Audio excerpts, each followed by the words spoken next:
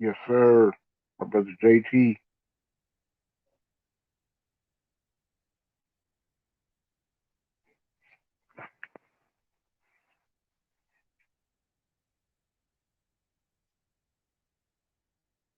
Hold on, I'm trying to figure out how to. I'm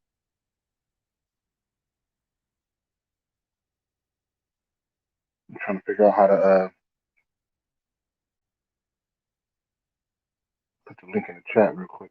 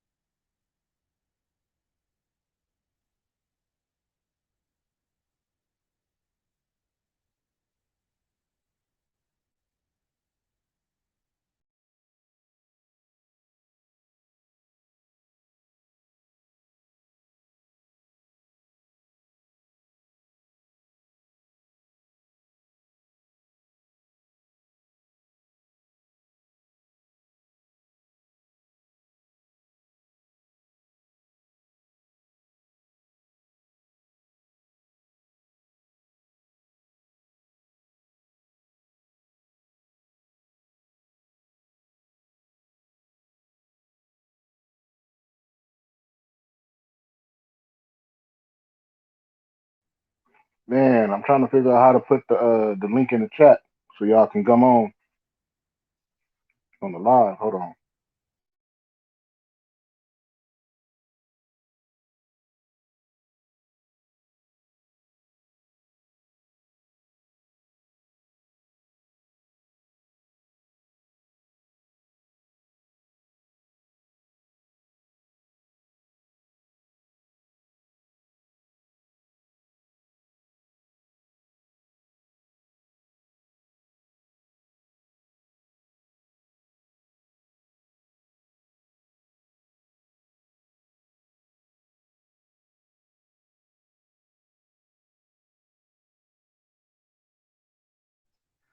All right, I think I put it in there. Click that link.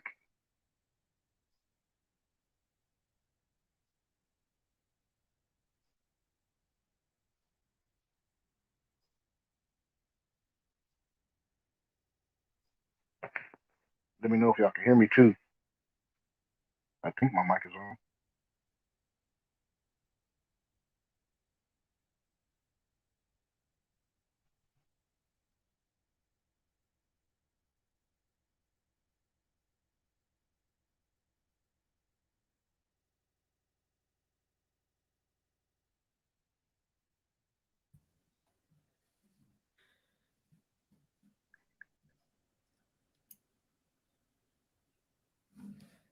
Okay, okay, you can hear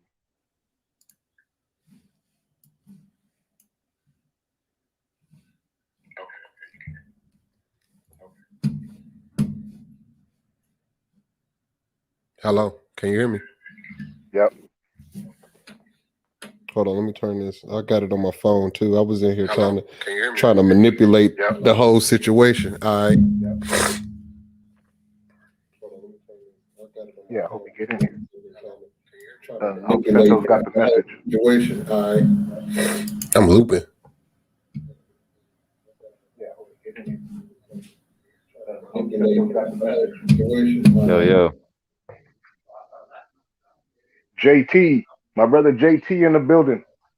Good morning, brother. Good So, morning. good morning, King. Hey, Santos. I mean, Santos. Hustle Holmes. When I was talking to you and Santos about the brother that I said we was talking about the black blood and brown people, right?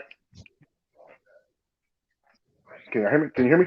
Oh shit, my bad. I was getting. I'm on my computer now, and I had multiple windows open, and it was like hella echoing because I had a bunch of YouTubes up trying to figure out what was going on. All right, I can hear you now. Perfect. All right, cool. I was like wondering where that echo was coming from, my dude. But Yeah, remember what I was talking? We was talking about that about an hour ago. The black yeah, blood yeah, and brown people. yeah, Uh, yeah. this is who uh, was on the panel with me doing that. It was his uh, uh, seated thought an idea that sparked the whole thing. Oh, He was the one that was saying that had the conversation with his coworker, and I wanted to share with him some of the information that he had on the history of Africans in Mexico, and so so how that's did how it it end up started. going? That's huh? Did you ever talk to your coworker? No, it wasn't me. It was my brother JT that's in the on the panel with us right now. Yeah, that's what I was talking to. Oh, okay, can you hear him, JT? Oh yeah, definitely. Yeah, I spoke to him. I spoke to him. Did he receive the information well? Because a lot of times, like I was talking to a couple of Hispanic brothers one day that was on some racist shit. You know what I'm saying? On I think it was on what's the brother to do the music shows in the LDBC. He have a show that's music. He had like a mini concert. I forget his name. Damn. Anyway, I am he Ill was Will. Ill Will. I am Ill Will. Okay. Yeah, he was in his chat one day, just spitting out racist nonsense, and he was saying nigga this and nigga that, and I had remembered hearing that like a lot of like Mexicans, like bro, like we're like literal brothers. You know what I'm saying? As far as like the DNA of the makeup of a Mexican. You know what I'm saying? And they won't trying to hear that shit, bro. they hella whitewash, bro. That shit is crazy. Yeah, at the very least, cousins, right? Yeah, facts. At the very, Yeah, but family nonetheless. yeah. I mean, the coworker I was speaking to, he received it well. I mean, he didn't. I mean, it wasn't. I mean, it was a few coworkers I have. I mean, you had some that don't rebuttal too much about it. They just they soak it all in. They take the information, and you had some that was really interested in it. I mean, I've gave books. I let a few of them borrow a few books just to read up on the knowledge and not just take my word for it. Because I'm not just going to tell people something and I want them just to accept every single thing I tell them. But I gave them books, resources. Also gave them like sites or whatever they can get the information from so they can see it themselves. And I've had some come back and be like, wow, I didn't know that. Even on the panel, me and that we did for the what was it, Tank? I keep forgetting the title. Black blood and what, brown skin? Black blood and brown people. About and brown people. Yeah, so even on that panel, if you watch that, you see the two Hispanic brothers on there that was kind of like, wow, jaw dropping. So I mean, whether they take it in or not, I think the information, just putting it out there, just planting the seed is the important part, for me. Whether they take it, cool. If they don't, cool. Yeah. Right. I'm Information speaks for itself. I wish I knew how to like really operate this thing so I could share the some of the video so he can see for himself how some of that conversation went down, because it was really I think it was an excellent build with people who before having that build didn't have the information that we were bringing out to them. Yeah, definitely. And I'm interested. I'm interested. I got an interview here at 9:00 because I'm about to change jobs. I'm about to quit the hell out of this job, bro. These niggas just don't know what's going on in the hood. But I'm gonna listen to it on sitting in the room in the waiting room. I'm gonna listen to it. I already done bookmarked it under my watch later and all that. You know what I'm saying? Because I'm just hella interested in that shit, bro. Like that, anything involving bringing people together, I'm interested in. You know what I mean? Because the actual enemy ain't the niggas that's next door to you. That's what people don't understand. These niggas think that some random white dude that live down the street can affect they life, which they can't. You know what I'm saying?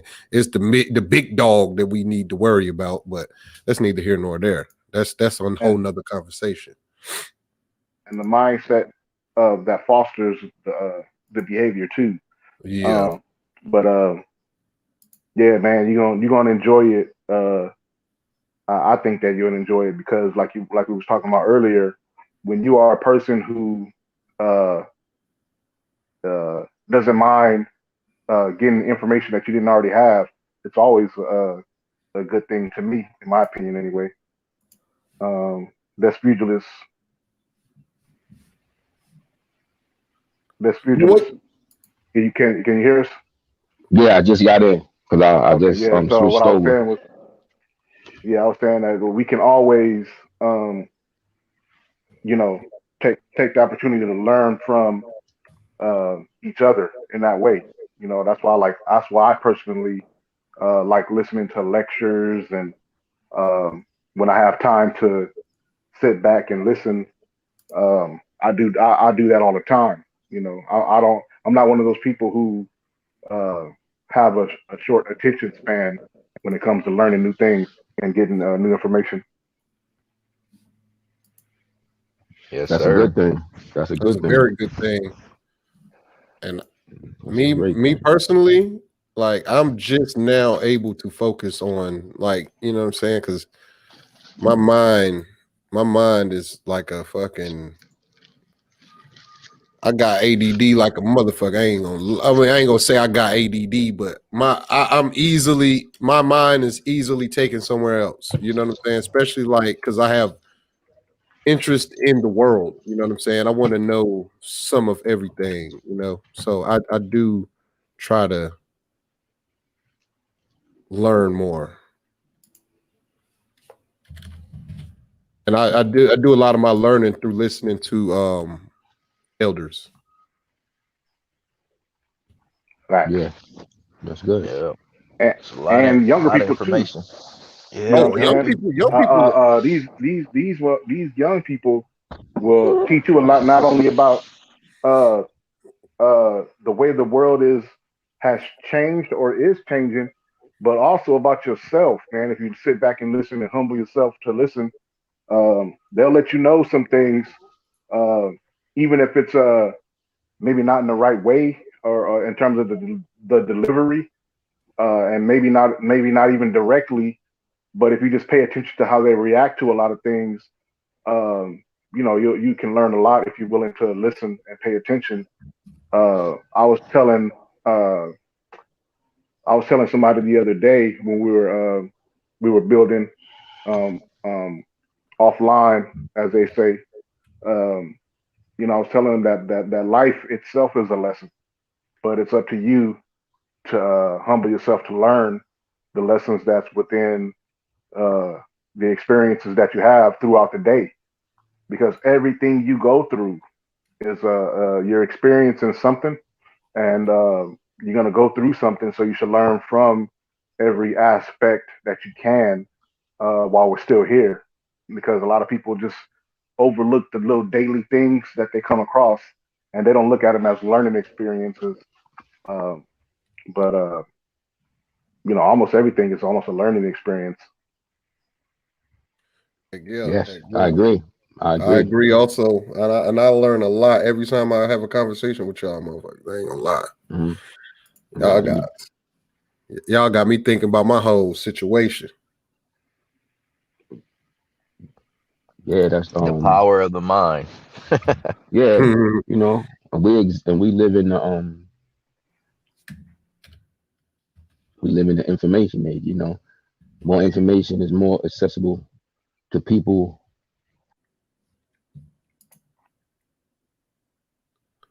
Yeah. Also, I mean, also with the information is, I think just having a lot of just information helps you know it helps you navigate, through life as well. Making certain choices and decisions.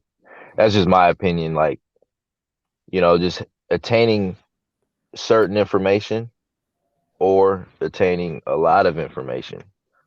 It can prepare you for anything. It's like saying, when you're a child, your parents say, we just want to prepare you for life or prepare you for this world. They raise you up and they give you all this information on the do's and don'ts and what to look out for or don't touch or this and that. Well, same thing with information. When you read and or you hear lectures like Tank said, or young or elder people speaking, you know, it's the information that you're listening to and you got to attain. You know, I run across a lot of people all the time that says, oh, what is reading books going to do for me? I'm living right now. Why I need to learn about history? Well, because history is right now. We are living in a history age, believe it or That's not. right. You know, Yeah. people say history repeats itself. So if you read what happened 60 years ago or longer, or even 20 or 15 years ago or 10 years ago, those things are going to, you can see those things still happening now or about to happen. So if you attain that knowledge, you can understand to navigate through that, because maybe the people back then didn't know how to navigate through it because that was the first phase of it. So that's why I love knowledge and information. Yeah. Yeah. Absolutely. It's a it's a continuum. You're here now because your parents repeated something that their parents repeated in procreation. It's a continuum. Never And stop. I'm guilty, and I'm not even gonna lie, man. Before I want to say real recent. I even made the comment before in the current in a more recent I think it was on TBS about history and it not actually really mattering. You know what I'm saying? And then like having an in-depth conversation with one of y'all brothers, it brought me to the point where like, man, I said that out my mouth, but in reality, I'm one of the niggas that's constantly reading about history. I'm the one of the motherfuckers that's constantly like looking at historical stuff, but it's unconscious to me. I'm not going to look at the book and be like, yeah, I want to read a history book. I always end up being. It always starts off with who am I? What am I doing? And then it always brings to the point to how do I guide my children? And in my experience, I always go back through my family, how I felt like my mom did, because in my mind, my mom did a perfect job of raising her family, my brothers and sisters and stuff. My mom did a perfect job. You know what I'm saying? Sometimes stuff got carried away, you know what I'm saying? But I feel like I'm fine, you know? So if I grew up fine, then thank you, mom. Thank you, pops. You did a good job. You know what I'm saying? And now I want to do that, pass that down to my children. You know what I'm saying? So technically, the way you raise your children is technically historically how your mother raised, or your parents, the people that you adored the most. I'm not gonna say your mother and your father, because some people got their grandma, some people got their uncle, some people got their aunts. So whomever that you adored that raised you, you go back to them, their teachings on how you teach yours. So history literally repeats itself every single day. Or not though. Remember, like we was talking about earlier, Yeah. Or not. there's people who they weren't raised in ideal situations, so they make a point to raise their kids the complete opposite of the way that they themselves were raised. So, but to your point and what I was saying earlier, either way, it still is an influence on how you navigate through your life as an adult. You know what I'm saying? One way or the other, regardless of whether you're trying to mimic a particular behavior or you're trying to quote unquote break the generational curse of of what came before you. Man, this list keeps dropping off, or is that everybody? Is that me? No, I'm here. Can you hear me? I'm here. Okay. Yeah, I'm here. Okay, let me let these brothers back I'm in. at work right now, so you gotta excuse the background. I'm gonna be mute and unmute and all that stuff. So Yeah. Just unmute when you want to say something, bro. Oh no, I dropped out because I switched back to my phone. I'm about to get portable. I'm about to drive. You know what I'm saying? So I want to. Okay. Hey, best pugilist, if you want to jump back in, you know what I'm saying. You already know what to do. Jump on back in. Real quick, salute to the Queen, Unique Don. Good morning. Good morning, ma'am. How you doing? Good morning. Oh, best pugilist, he probably dropped off. But Yeah. you know, this is what's the day? Tuesday. Yeah. I really wanted to get into. I was going to log on to my IETV and Movie Talk channel because I wanted to touch. I watched the first episode of them, the new show by Lil Marvin Yeah. on Yeah, Yeah, my wife and Amazon my TV. daughter been watching that. My bad. Go ahead. I didn't hear somebody said something.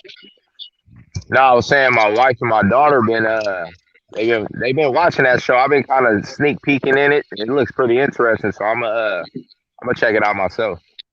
Yeah. Uh huh. I ain't never really heard of it. So Salute to the Queen. Good morning, gentlemen. Always a pleasure to hear the true men speak. You see what I'm Good saying? And morning, good morning, good when you morning. got when you got the women in our community uh talking to us like that and encouraging us to share our perspectives on things and in an intellectual and responsible way, that's always uplifting, and uh it's a significant um it's a significant thing that should happen, uh, and it shouldn't be understated how important and significant it is for us to get that support from our women. Um, I got knocked off. You mean you got knocked offline, right? Now nobody didn't run up on you and punch you in the face, right, Miss Pugilist? Um, let me see. Let me join them back in. Boom, bam. Okay, but yeah, it's always an uplifting thing. yeah. We have to uplift each other in our Thank community because we can't expect anyone else to. We constantly look for outside adulation and extrinsic motivation, but I mean extrinsically outside of our community and our people. But we can do this as a nation of people amongst ourselves and uplift each other by just little comments like she just made. You know what I'm saying? I felt that when she said it. I Soon as did too. as soon as I read that, I felt it. I stopped what I was uh, about to say Hey, when I seen that. when you read it, I started smiling. I was like, all right. You see what I'm saying? Like little shit like that is the things that those are the small pieces of the puzzle that help us put together the whole picture on what we need to be and where we need to be as a people. Um, because it's easy to go out, and I was talking about this earlier. I'm gonna say that a lot because a lot of this we are basically bleeding over to a new channel because we were on the boxing section earlier, but we all kind of got kicked out. So a lot of this is a continuation, or excuse me, a continuum, as my brother Bless Pugilist pointed out, of what we you. were talking about earlier. And we've been up all night, all morning, however you want to look at it. And what I was saying was how important it is for us to acknowledge each other. You know what I mean? For us to acknowledge each other, build each other up. Um, we can't be expecting other people to do for us what we can do for ourselves in that regard. You know what I'm saying? But Especially like I was gonna if you say got Yes, with this sir. show called Them, I wanted to do it from my other channel because I want to start building the TV and movie talk platform to where we can break down perspective. So once we all watch it, I would love to have us all on there to break it down and go through it at least episode at a time, however y'all want to watch it. When y'all got your own individual time, but it can be found on Amazon Prime, and it's called Them. And them. I would liken it to somewhere like it kind of feels like the movie Get Out and Us, like a combination of Us and Get Out. If y'all seen those movies, have y'all seen Us yet? Yeah, yeah, I seen that. I heard well, I heard, right? I'm not a big fan of following what people say, but I heard, and maybe you correct me, can't say if this is true or not, that the lady that produced Shy is producing that show. The lady that did what? Your phone broke up, or I your believe the audio? lady that produced or directed the TV show Shy. I don't even know Can you about hear me? that. Oh, It's okay. Lena Waithe. It's Lena Waithe is that person, but Lena Waithe, yeah, she yeah, does Lena Waithe. Shy. Okay, I don't. Oh, the Shy. Oh, The Shy, CHI. yeah, Okay, the okay, okay. Shy, I thought we've been up all night and all morning, so yeah, I thought you was saying SHY Shy, yeah, but the Shy. yeah, Okay, the yeah. Shy, yeah. I don't know about that show either, but I do No, know of it she's the enough. director and producer of that Okay, show, of the Shy. well, Yeah, that's excuse her me. show. Well, she's she's an executive producer of this show, Hmm. them, but the Yeah, other she's an executive executive. producer, Little Marvin, which is the name that I brought up. The reason I brought his name up is because he's the creator of the show and he's the head Yeah, writer. head It's writer. kind of like Yeah, bringing up Power and saying, well, Power 50 Cent is the executive producer, so Power is his show, but nah, um, but it's the lady, the sister. Power She writes that show. is the show of the other executive producer, which is Mhm. Courtney This is, Agbo Kemp, yes, who is the her. creator, Got showrunner, you, and got head you. writer of the show. Yes, Let's we yeah, got to mute our forgot what mics was when her we name. when somebody else talking because there's a lot of Hmm. feedback this morning. Um, but yeah, and the people that's listening to it on the replay won't be able to hear us clearly if we have like a lot of background feedback. But yeah, uh, this show, them, is a show that deals. It's going to be an anthology series that deals with the period of time, I believe, from 1916 to 1970, um, during what they call the Great Migration period, where many quote unquote African Americans or American Africans, however you want to say it, migrated from the rural South areas uh, into the Northeast, Midwest, and the West regions of the United States, uh, trying to get away from the Jim Crowisms that was going on in what they call rural South or the Deep South, and for the people to find out once they got to these other places in the United States, they realized that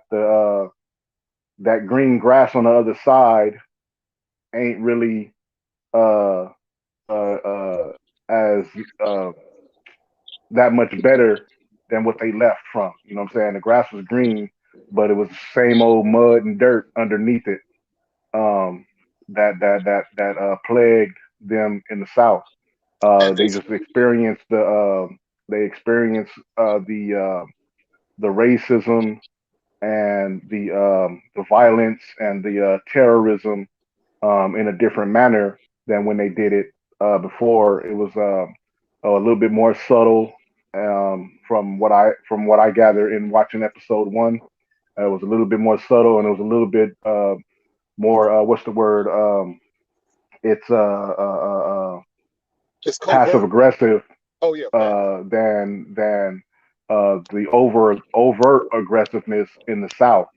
So when you watch the show, you're watching it from the perspective of people who are moving uh, to areas because they want a quote unquote better life for them, for their family and themselves, only to find out that there's still a lot of work to do because it's the mindset that we're struggling with. It's the idealism and the those kind of perspectives that are a core problem wherever we go in the Americas, but in this particular show, the United States.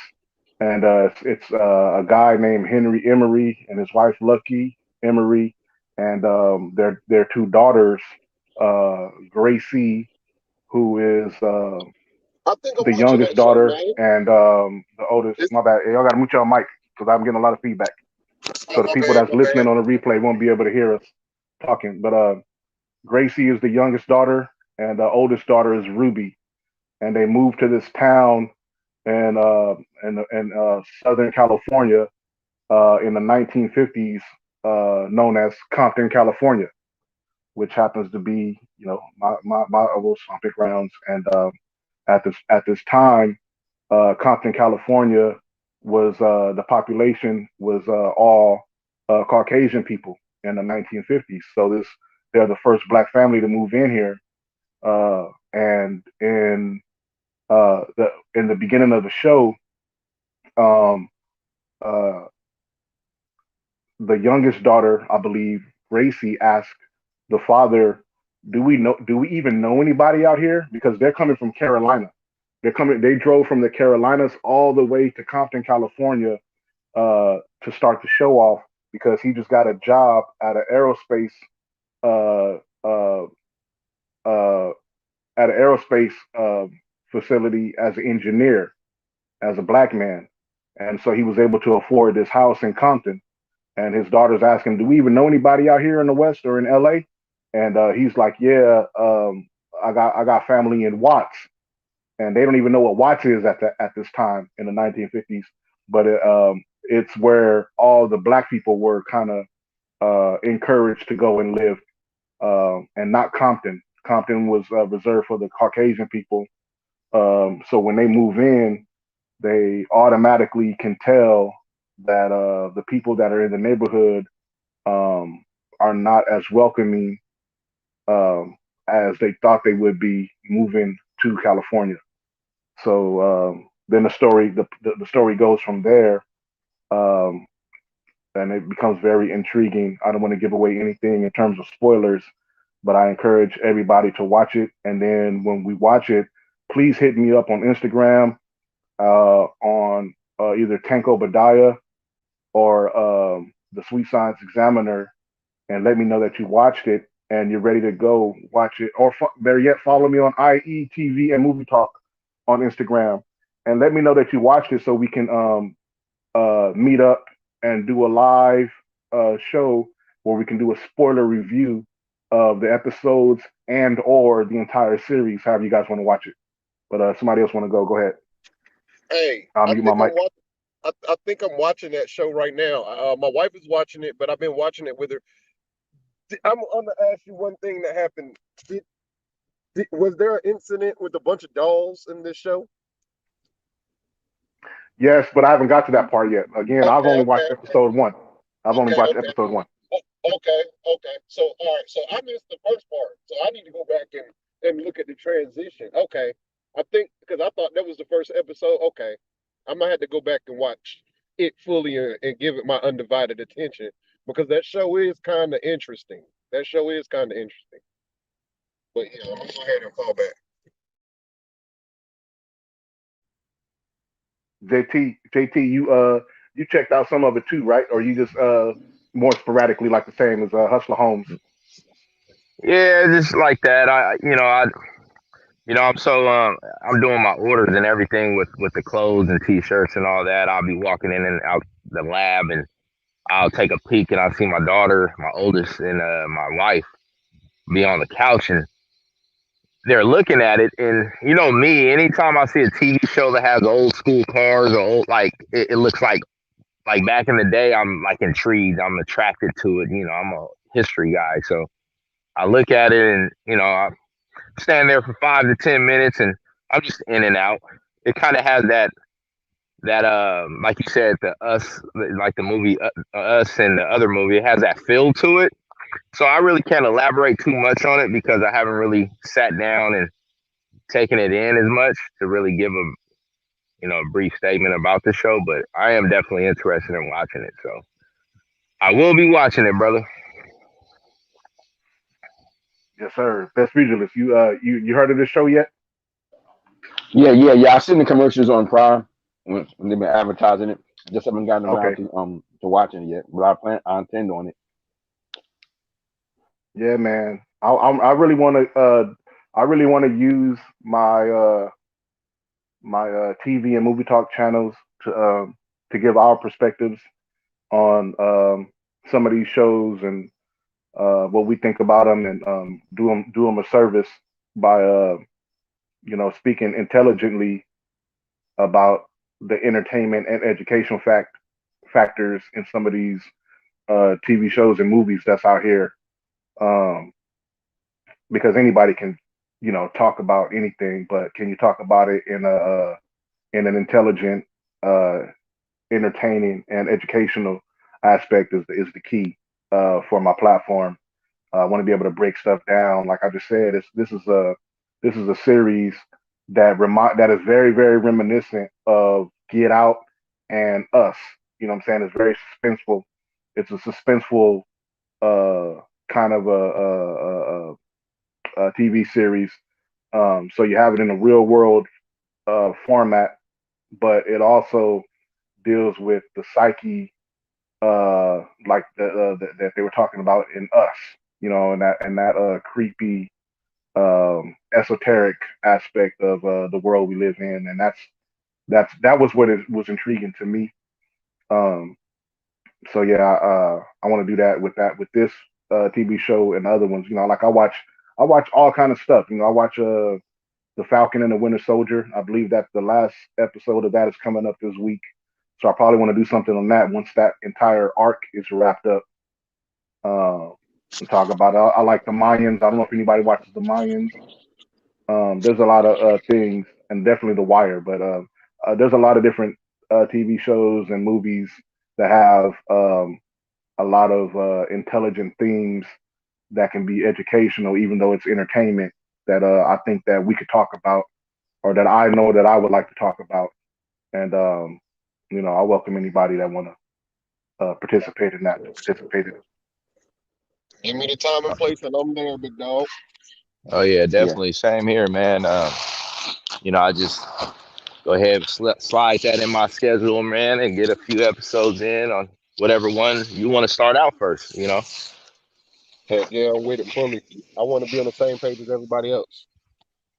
Yeah, I watched the Falcon and the Winter Soldier, so I'm up to date on that one. See, I seen my son watching that shit, and I sat down on the episode, and I was like, the quality of the production of that is just outrageous. But yeah, I planned on watching that too. Oh man, hey, this pugilist, was that last episode so powerful? I mean, just man, that Falcon and Winter Soldier episode, like the subject matter, like what Hustler Holmes is talking about. This it's a movie quality in terms of the cinematography, um, and the look of the movie. See, I'm over here talking about it like it's a movie and shit. But Hey, the it's TV filmed like show, that though. It's yeah, filmed I like that. I thought know. it was a movie. I thought he was watching Yeah, a movie. I was like, they made another Captain America movie. He was like, nah, that's a show. I was like, what? just a TV show. Yeah, yeah, yeah. You know what I'm saying? So it's like the quality of it is so crisp. But what they also do was they spent the proper uh time to put out a good story in the process. Um, and as a person who I'm into continuity and story, so that's my kind of anything that I watch or anything that I'm a fan of. It's usually the story that I'm a fan of, and everything else is like the icing on the cake.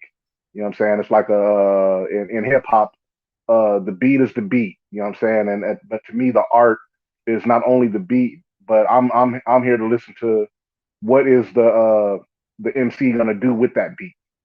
You know what I'm saying? Um, so with film and TV, with TV and movies, I'm the same way. You have the canvas, but what is the writer doing with the canvas as a storyteller? What are the actors doing to bring the pages of the screenplay to life? Is that's what really intrigues me. You know what I'm saying? Like I said, like the Mayans is a very very good show, and a show that is the spinoff from Sons of Anarchy, uh, which in its own is kind of like a loose spinoff of the Shield. I don't know if y'all watch the Shield, but there's so much I was stuff out just there, man. I was just about to comment about the Shield. I was just about to ask y'all, did y'all watch that? Now And you yeah, talking I'm about the actually currently watching it on Hulu right now. I haven't watched the next episode in a week, but yeah, I'm currently watching it right now. and we're talking about the Shield Uh-huh. with Vic Mackey, right? With Vic Mackey, yeah, yeah. Oh yes. Hey, when when I was in the Navy, man, I binge watched the absolute crap out of the Shield, man. I love that show, man. That show is very untalked about. That I love that fucking show, bro. I'm gonna watch it Well, again. let's Now we talk talking about it. about it. Hey, All no, right. no, let's rewatch it. Let's rewatch it from the beginning, episode 1, Yep. and let's talk about that shit because that show is like, to me, The Wire is the most authentic show in terms of the storytelling uh, and performances and how they deal with the story. But to me, the most authentic looking show ever on TV is The Shield. The look of The Shield, the way it's filmed and directed, the cinematography, and also the um, the production design, meaning where they shoot on location. It looks like they in real people's houses, real neighborhoods. You know what I'm saying? Not to take away from other shows, but when you watch The Shield, you totally understand what I'm talking about. And Johnny, JT, you said that you was watching it. You know, I don't know which episode you on, but you can attest to that, right? You can see how just the look of it is like a gritty, unique look that other TV shows don't use. You know, the shaky camera, they make you feel like you in the room with these people, all that kind of stuff. Yeah, definitely, man. It does. I mean, the background, the park when they filmed the Echo Park. I'm right now. I'm rewatching it. Obviously, like I said in the episode. Forgot what episode I'm on, but I'm in the vicinity of when Mackie and the chief, the Hispanic brother, they're they're bumping heads a little bit. The Hispanic brother knows that Mackie has something to do with the little splinter cell Uh, cop that he had joined the group and they killed him. without spoiler reviewing it. Oh yeah, without fully reviewing We it. thought My bad. I'm blah blah sorry. blah I'm blah sorry. blah blah. But yeah, just that. My bad. All right. So I I'm went gonna off with say your question. So yeah, hey, it does have the well, hopefully if people take that and want to watch it. But yeah, it does. I It gotta has come in. it basically has the grittiness to it. Mackie plays a great man. He plays his role to the T. Yeah. I mean, if Shout out to Michael anybody's Chiklis. ran around crazy back in the day and had run-ins with the law enforcement, especially LA, man, it's really nitty and gritty out there. But yeah, to answer your question, man, it's definitely 100% authentic. That's Captain Aceveda, the Mexican police captain, Captain Aceveda, and Detective Vic Mackey. For those of Yes, you who sir. are listening to this on a replay or whatnot in the chat, this show is uh, what us Negroes and brown people call the shit. This show is the shit. The it is, Shield is the shit. Uh, man. you got to give a quick synopsis of it. It's about a gang task force in the city of LA. The city of LA is a make believe city because the head writer of the show The Shield is Kurt Sutter, and that's what he does with his stories. Whether it's The Shield or in the Sons of Anarchy when he did a spinoff, that was in a place called Charming in Northern California, which doesn't exist, and now in the Mayans, it's in Santo Padre, California, which also doesn't exist. In The Shield, it takes place in a fictional city in LA called Farmington, LA.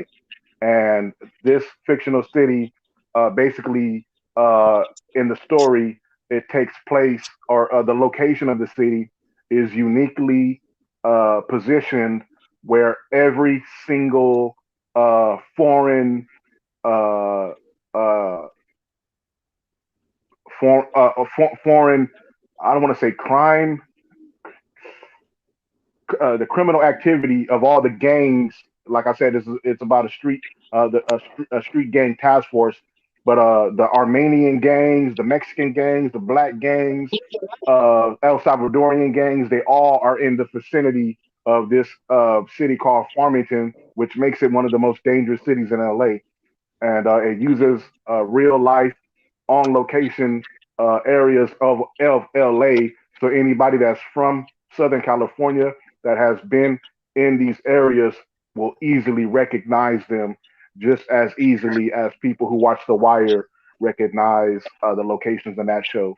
And like the brother JT was saying, the head of the gang task force, which is called the Strike Team, he butts heads with the police captain of the show, Captain Aceveda, who uh, didn't didn't pick Vic Mackey to be the head of the strike force because it was a experimental uh, what they call special team that the police department of the LAPD was using to attack the gang infested areas there, and to try to give you a synopsis without the spoiler alert, obviously, um, they don't mesh well because, like I said, he didn't pick him to be in that position, but Vic Mackey turns out to have some political connections, and combined with his own knowledge of the area because he was a narcotics cop,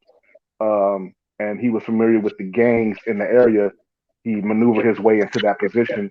And the most brilliant aspect of the show is that it takes place out of a police department. They that on the show they call it the farm, um, but this police department behind the scenes, peel away some of the layers, is was actually a landmark that they had out there. They were going to tear this church down. It was an old church that they were going to tear down in LA.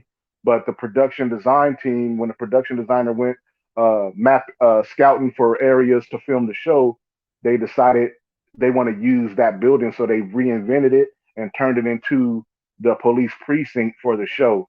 So when you watch the show, the way they filmed that entire police precinct, you can feel that it's in a real place and not on a TV set. Is where I was going with that. You know what I'm saying? It feels real. The rooms, the everything is the way that they use it, the way they utilize the spacing is is perfectly unique to the authenticity of the show, the look of the show. Go ahead, brother. Hustle Holmes said he had to step out. He's doing an interview right now, so he stepped out. But all good. I was gonna say, like, what you brought up is very, very, very, like, to me, in my opinion, I don't know how everybody else feels, but the scouting team that scouts the scenes, the areas, it's so easy to use, the studios, right? Which sometimes maybe it makes it easier, speeds up the process. I don't know how Hollywood and production teams and how they film and all that stuff. But as far as me, when I watch a show and it has to do, like, say, for instance, The Wire. You can tell The Wire was really filmed in these areas. Maybe I'm wrong. I don't know. I didn't do the research on it, but just visually looking at the show, you could tell these were projects. These were neighborhoods that was filmed in Baltimore. Maybe some was filmed in LA or not. I don't know, but it looked real to me. When you look at also the show we're talking about, The Shield, having these teams to scout real areas and the film there, I don't know, it brings a whole different feel to the show to me when I watch it, because I'm like, man, they're really filming in these areas. You know what I mean? Like, you're not just going to use a certain neighborhood that these people grew up in, where they struggled at, or whatever. You're bringing it to life. And it just brings out the authenticity to the show to me. It's pretty dope, bro. Yeah, yeah, it's a fact. I can't speak for the Shield, but I know Baltimore. I know those places. I've been there. I got family from down there, and I've been in those areas. So yeah, that was Baltimore. Yeah, that was really authentic Baltimore. And it's amazing. When they do that with particular shows, because it does give it that authenticity. When you see places that you actually been, you're like, yo, they really shooting over there. And that was real hood area. That they were shooting at, like, that was really the hood area. I'm like, wow, they really went up in there. That's a dangerous, hard area. They went there and started shooting there. And of course, during that time frame, when they're doing those things, it brings a lot of attention to that area, economy and everything like that. But it definitely gave it that authentic feel. Definitely. Yes, sir, man. Yes, sir. And that exactly what I'm saying is, I feel like even though we come up in these areas, you can use Nipsey Hussle for an example of the area he's from now. So it's like a tourist area in a predominantly one of the notorious gang neighborhoods. You got people from all over the world that's coming to take pictures on it, where his mural's at and his store's at. Same thing with The Wire and these shows is, there's good people that live there as well. So when you have these production teams, like even with Training Day, when they filmed in the jungle and these certain Crip and Blood neighborhoods, I mean, there's code at the end of the day if you're going to invite people to these neighborhoods, right? But to film there and to be accepted there and to bring their neighborhood to life and to use also a lot of the street, the people that grew up in the street, the neighborhood, or the gang members that grew up in that neighborhood, to use them in the film is even a plus too. Yeah, bro, that's great point because back to the Wire aspect, that's what makes that show even that much more authentic because uh, the creators of that show weren't even filmmakers. It was literally a former. Um, Go ahead and join back up, Hustler Holmes. Let me know if the link is not in the chat anymore. If you need me to drop the link again, but in The Wire, the show is literally created by a former Baltimore Sun newspaper uh, columnist and a former Baltimore City homicide police detective turned Baltimore City school teacher. Oh wow, I Which didn't is even know that. Wow. right. That's what separates The Wire from these other shows and its authenticity because it's coming from their experiences being Baltimoreans. You know what I mean? Um, when you see these certain stories, we all know that a lot of these characters are uh, an amalgamation of different real life people who were in Baltimore at the time. Whether it's Avon Barksdale, there's a real man named Avon Barksdale uh, in who was in the West Baltimore City drug trade, but uh, the Avon Barksdale character on the TV show is a amalgamation of many different drug dealers in West Baltimore, and one being Avon Barksdale, the real guy, and also Melvin Williams, or Little Melvin as they call him, and some other guys. Same thing with the Stringer Bell character. He's an amalgamation of different uh, people who lived at the time. Same thing with the Omar Little character. Um, in the show later on in the series, Melvin, who was probably the biggest drug dealer in Baltimore, infamously, he was on the show playing the Deacon. The real Omar Little played um, in one of the seasons because I'm trying to be non-spoilery here. The real Omar Little cameos in one of the seasons as a character as well. In The Wire, do you remember you remember for the people who watch The Wire, Sergeant Landsman, the big heavy set guy who's in charge of the homicide division? Y'all know who I'm talking Yeah, I about? remember. Yeah, I remember. Always eating something. Okay, Yeah, that so man ate some sandwiches and stuff.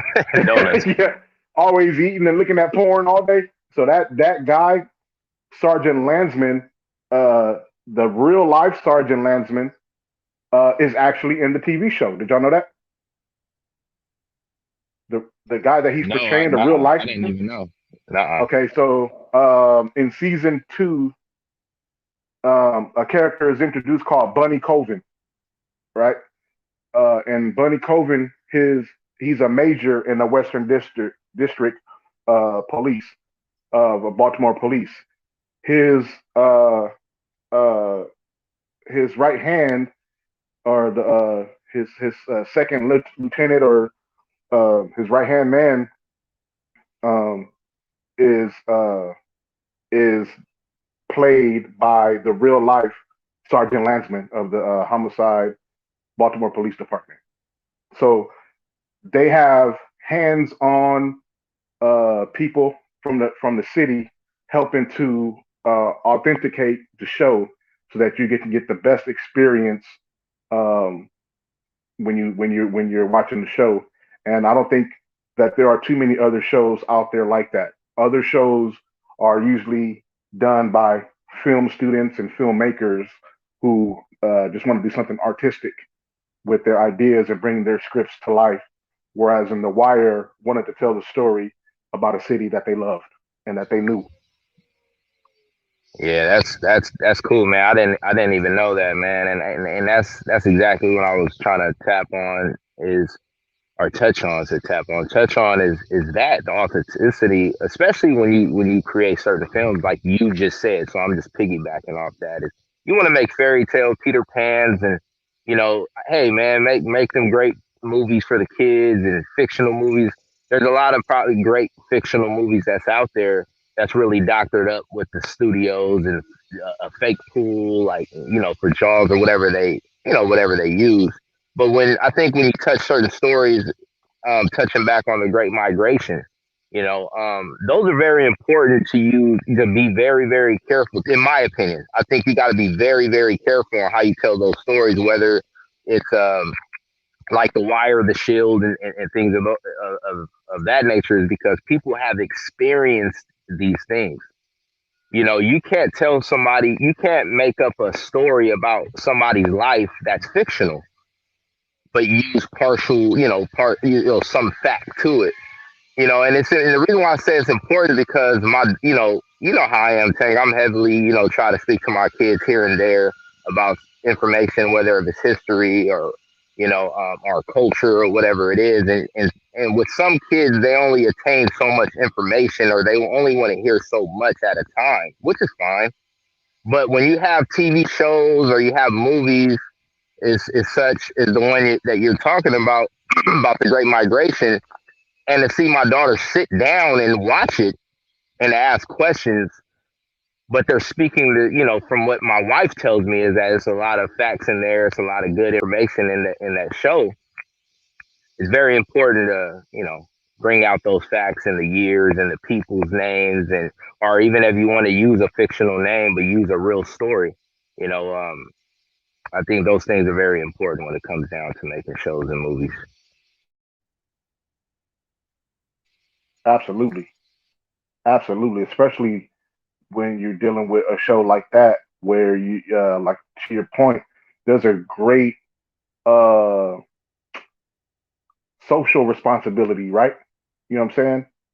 To tell these stories as accurate as possible because um these are people who may have family members who who got these stories told to them firsthand from firsthand accounts, and you don't want to be disrespectful to the experiences of these people because um, the time period is such a rough time period, and not to disrespect any other time periods because what's that old stand up comedy that Chris Rock said? Uh, the niggas in the niggas in the 1960s that was getting water hosed and beat up and abused by the police and terrorized the people that was the niggas that was dead and their ancestors was looking on them that died in the 1860s was like damn them niggas got it good, right? So everything is perspective, right? They only getting water hose. Shit, you could have seen what they was doing to us in the 100 years before that. And even Right. like now, you know what I'm saying? Now people will be like, well, it's all fucked up now. I ain't worried about what happened then.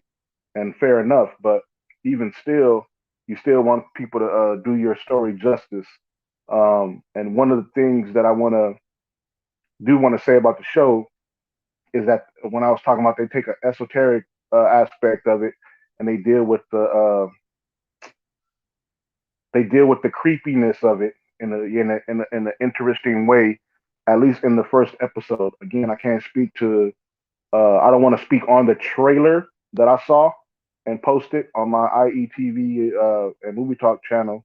But I'll speak to the episode because the episode gives me a better context of what was going on in the story. There's a scene in there that deals with a more paranormal or spiritual or uh, aspect of it that could turn people the wrong way or rub people the wrong way because uh, it's not something that you can tangibly uh, feel. You know what I'm saying? It's something that, well, did that really happen like that? Type of deal. You know what I mean? And you got to be careful and make sure that people know that, okay, we're trying to base it on as real of a story as possible, but at the end of the day, this is Hollywood, and we're trying to entertain you with this TV show. So there's like a fine balance in there on how you approach it, uh, because that stuff matters to certain people when you're dealing with real life period pieces. You don't want to get too artsy with it, but you still want to make it uh, somewhat entertaining for people to watch. So far so good in that regard in the pilot episode. But I I definitely agree. I forgot who, I remember who said it. I don't know if it was Vespugilus or Hustler Holmes, but they were saying that the Shield doesn't get talked about enough. And as that being one of my top 10 shows of all time or whatever, of completed shows that I've seen, I would love to, you know, add that to the list of shows that I want to talk about. Because I already got The Wire, I already got, you know what I'm saying, them, because them is what I love about Amazon is that they release all of their uh, TV episodes at one time, so you get a chance to kind of binge watch it. You know what I'm saying? Like Bosch. I'm a fan of Bosch. Man, boss. Yeah. Man, you see what I'm saying? So like all these social commentary with things like that, I want to be able to break down and take a look at with people who I know is going to be responsible with the breakdowns, like yourself, Best Pugilist, Hustler Holmes, people who can speak intelligently about what they're seeing. Um, that kind of matters to me. You know what I mean? With the way that I'm thinking of envisioning my platforms to go, and you know, I think that y'all would enjoy it because y'all watching the same stuff, um, and enjoying the same stuff that I'm enjoying it, but y'all be like you said, you watching it from a perspective of damn, my daughter is seeing this, so I got to be able to uh, answer her questions. Daddy, was it really like that? Could that really? Wow, people was really mean. You know what I mean? You're coming at it from a totally different aspect than I could even understand, bro. Yeah, definitely. Definitely, man. I'm excited about, your platform, man. I don't think, but I know it's definitely needed. Me and you briefly touched on it too on your platform about you remember how I was growing up. A lot of us grew up, even in this platform, on watching, Siskel and Ebert. Am I saying the name right? The movie review guys. Yes, sir. Yeah, and you said something very important earlier when you were talking about breaking down TV shows and movies or even mini series, right? Little mini short films or whatever it is. You said something very important that I heard that you said, we could be able to touch on things that are not touched on in the you didn't say it in these words, but this is how I took it. We're able to touch on things more in depth and bring it to light than like these mainstream critics do, because the critics are really gonna give you oh well, the film, how the camera was steady, it was, you could tell the camera that they used was clear, or the actors portrayed this role real professional. They're gonna touch just the surface of the cake, right? While we're trying to give you the ingredients, and I think that's very important. That's why I think it's cool that your platform that you have when it comes to these things is it's gonna be fun to do, man. And I'm willing to, and I'm ready to go ahead and bring out some information and watch some shows with you guys and knock it out head on. Yeah, that's great. Yeah, I agree. Yeah, as far as like the Winter Soldier, Falcon and the Winter Soldier. See, I'm heavily into the MCU, the Marvel MCU, because I used to collect comic books when I was a kid. So I know a lot of these Oh, characters. So oh, for we're gonna have a instance, ball. like like for instance, like they just came out with Shang-Chi. Now, like I was just telling you, I just commented on this review platform that I be speaking on sometimes. I'll just talk to them about the fact that that movie they've um they've been talking about doing that movie since I was a kid. Because that character was based on that was Marvel's version of Bruce Lee as the master of kung fu. You And talking about he Shang-Chi, right? yeah, Shang-Chi, yeah. And they've been talking about doing that movie really since about the late 70s, early 80s. So Wow. to finally see that movie actually come to fruition, it's like wow. Like it's just really done came to fruition. Like unbelievable. Like they really finally got this produced. But the way that they got the MCU, they're going hard. They're just looking to dominate. That's why these TV shows looking like movies. Like they done with such quality. Like literally, like when he said he happened to glance at it and he thought his son or daughter was watching the movie. I totally agree. It's like you watching the Avengers all over again or something, or Iron Man or Thor. Like they meticulous with what they're doing at that company. You know what I'm saying? They setting a high standard for all the things to come. And they got a lot of more stuff coming. You got the Doctor Strange movie coming. They got a lot of stuff coming, man. And they just coming back to back to back right now. I'm like, wow. Yeah, they're a serious player in that arena. Yeah, Yeah, that's bro, And you that didn't give me an genre, idea. that's one of my favorite genres. It's one of my favorite genres. yeah. We're If gonna I we're could gonna touch do on it comic real book. fast, You talking about real comic quick, book Tank. movies, right? Go ahead, Yeah. JT. No, go ahead, bro. I'll piggyback off you guys. Oh, Go ahead. okay. First of all, anybody that's watching this on the replay, y'all can see that I just posted the IG of at tees underscore 1982. I need y'all to go to that and follow at tees underscore 1982. Get your custom shirts done, hoodies done. You got masks, you got baseball caps, you got a business, you got a group family reunion, or just want some cool ass shit that my brother uh, JT has already designed himself.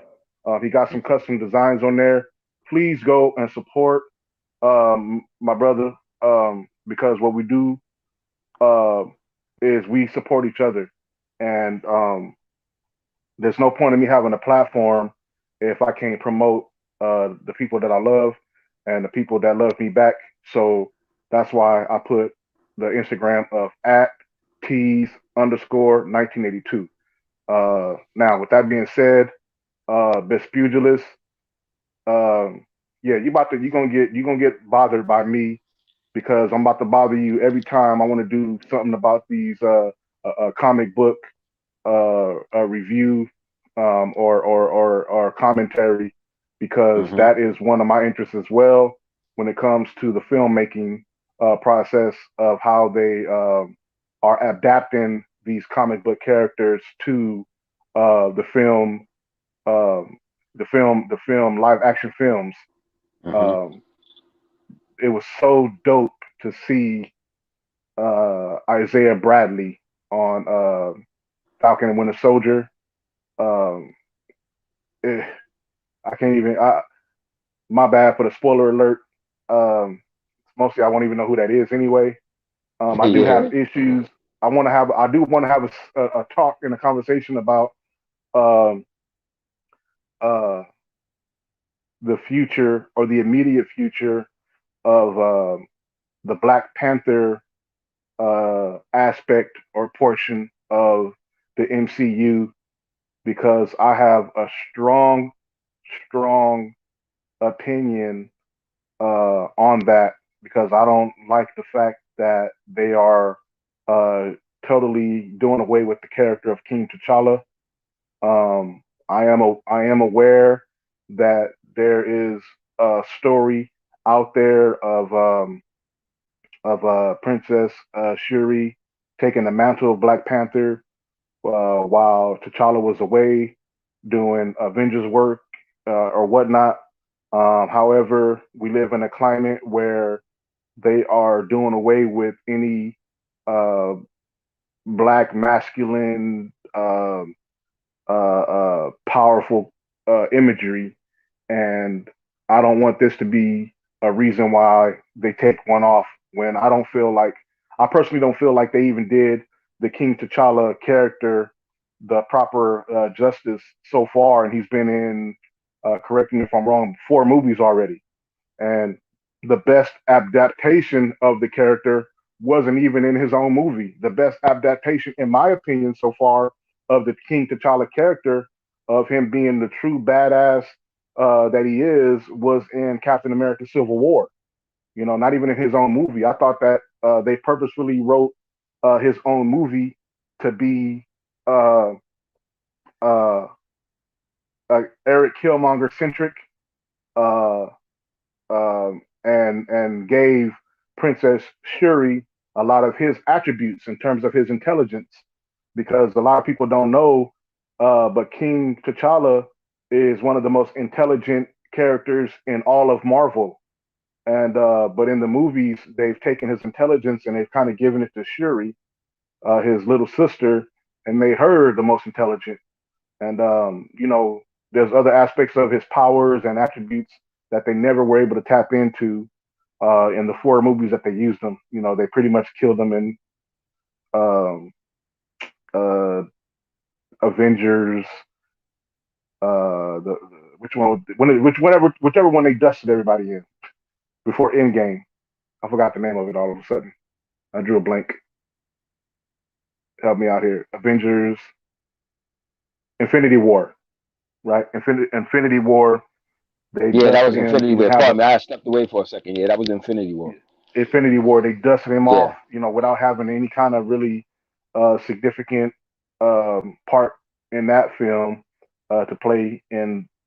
And then in Endgame, they bring him back at the very, very end, only to do some chanting and run around with the gauntlet like a football for a little bit before he got thrashed and lost the gauntlet, and somebody else had to, you know, take it from there. So it was like a really, uh, there was no really substantial or significant um, thing that Chadwick Boseman was able to do with the character.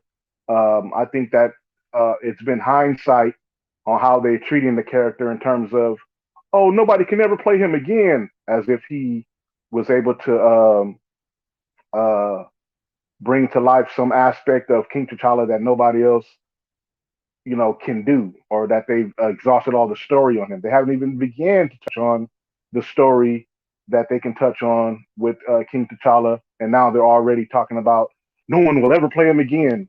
When you have a lot of black actors out here who are martial artists and or good actors who deserve a shot at portraying him, you know. So what happens if Mahershala Ali, God forbid, something happens to him to where he can't play Blade moving forward? Do they just say, "Oh no, Blade will never be recasted again"? You know, come on now, knock it off. Let somebody else get the chance. You know, when Black Panther was announced, I believe Chadwick Boseman was excited to play it because of T'Challa. You know what I'm saying? Not because it was him playing T'Challa. So let somebody else give an opportunity to play him. I Yeah, agree, I man. totally agree. Totally agree. Hold on. Quick question. I just went to that page on Instagram. It's T underscore 80 1982, right? Yes. At Yeah, T's right. underscore 1982. T Yeah. under 1982. Okay, I'm just about to follow it now. All right, I'm following it Did I now. Yeah, type it I'm wrong? sitting Did I back type it in listening. there right, Josh? Yeah, Yeah, you yeah. I typed just it. wanted to be sure. Yeah, Yeah, I'm sitting back just listening to y'all, man. I watch Marvel movies, but I've never been really like I never followed it like all the storylines. You know how X-Men has so many storylines, and then they splinter off to Wolverine and Rogue and everybody else's character. You know, I think for me it was just it was hard to follow, but it is definitely it's definitely interesting with all the stories that they have, man. But as far as what you're saying, Tank, on T'Challa and Chadwick Boseman, or nobody else can play Black Panther. You know how us black people is, man. We get emotional. We hold things to heart. No, they retired his jersey early. But like, Yeah. I agree with Yeah. you, man. I think there's a lot of talented brothers that, you know, actors that are brothers that can play that role, man. And I think Chadwick, he set the light to that character, and whoever grabs it next and carry it on is it's going to be great, man. I think they're just going to bring more light to it. Yeah, that's Yeah, like indeed. if something happens I to Hugh agree. Jackman, should nobody ever play Wolverine? That's ridiculous Exactly. to me. Nah, I Okay, agree. I he agree with you 100%. you know, Hugh Jackman did a great job with Wolverine, and most people, like myself, had questions about it because anybody who knows Hugh Jackman knows that he's a skinny dude. He's tall. Yep. He's too tall. Wolverine is First, a he's too short, tall. compact, That's right. muscular, vicious, Mm-hmm. savage-looking dude. But Hugh Jackman put in the work to put the muscle on in later movies. But if you watch the X-Men Part One, he wasn't that swole. You know, Nope. he was just a tall, big dude, but he was coming off of those plays. He was a play. He was a not theatrical. What's the word? He was a theater actor. You Yeah, know what I'm yeah, saying? you can, yeah, He was a yeah, theater theater actor. actor, Mm-hmm. and he got that role. But he did an everlasting, iconic job with the role.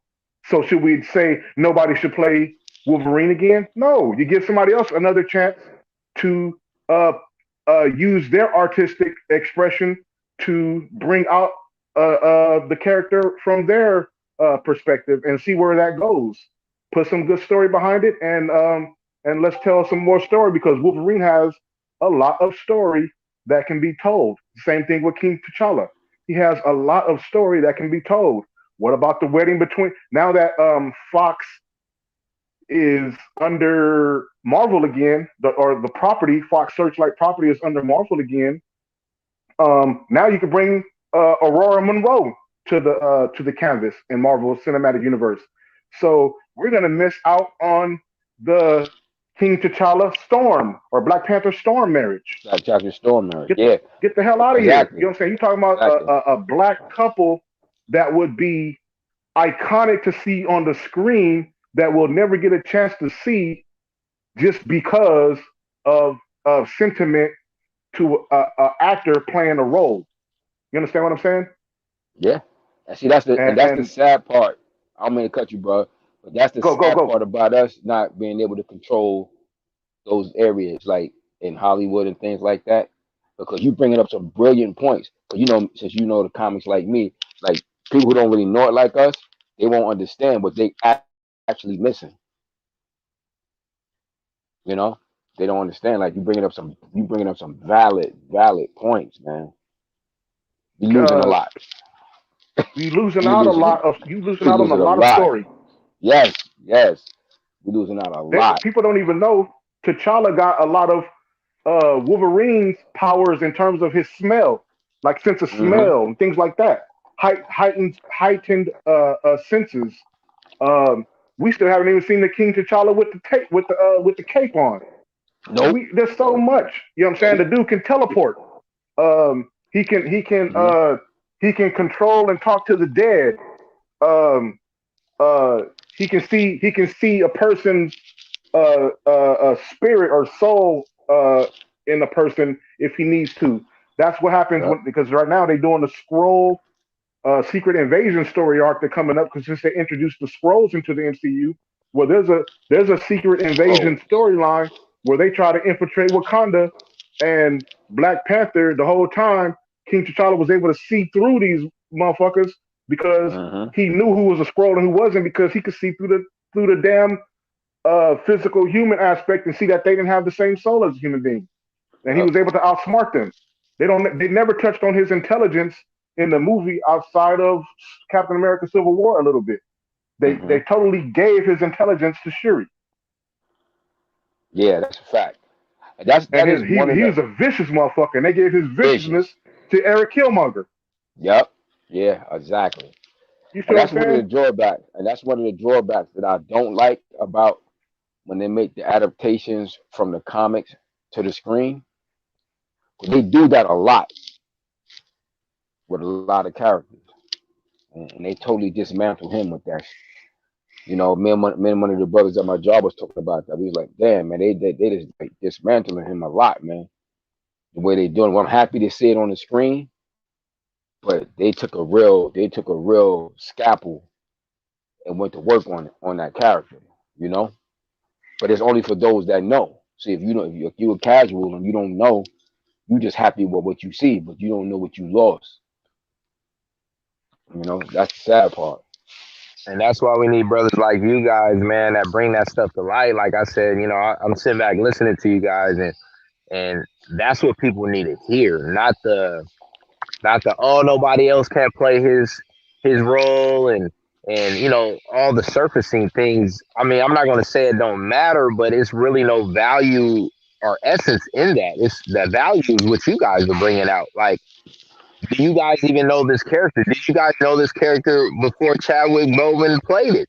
You know what I mean? Not when Yeah, he played it or after he played it. We need brothers like you guys that grew up on this, on superheroes, especially the black superheroes, or just the Marvel in general, what you guys are bringing out, to give us the in depth, or give the people the in depth, including me as well, on the stories and what could happen and how far you can bring it. It's like what you said earlier too, brother. What's your name again? I'm sorry about that. the best pugilist. Okay, yeah. So that's like basically when you're talking about how they're bringing it to the TVs now. Like I remember talking to Tank about that, and I'm like, man, a lot of these superhero movies can go to the TV series. You know what I mean? Like it's so many stories and splinters and breakoffs that you can do and bring to the tube. You know what I mean? But it's you guys that need to peel back the onion and let the people know, like, yeah, it might look exciting on the screen, but do you guys really know the stories or what can come? So I appreciate y'all on that for sure. Yes, yeah, yeah, no doubt.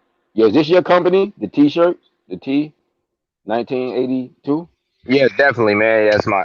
Oh That's my yes, company. yes, yes, yes, yes, indeed.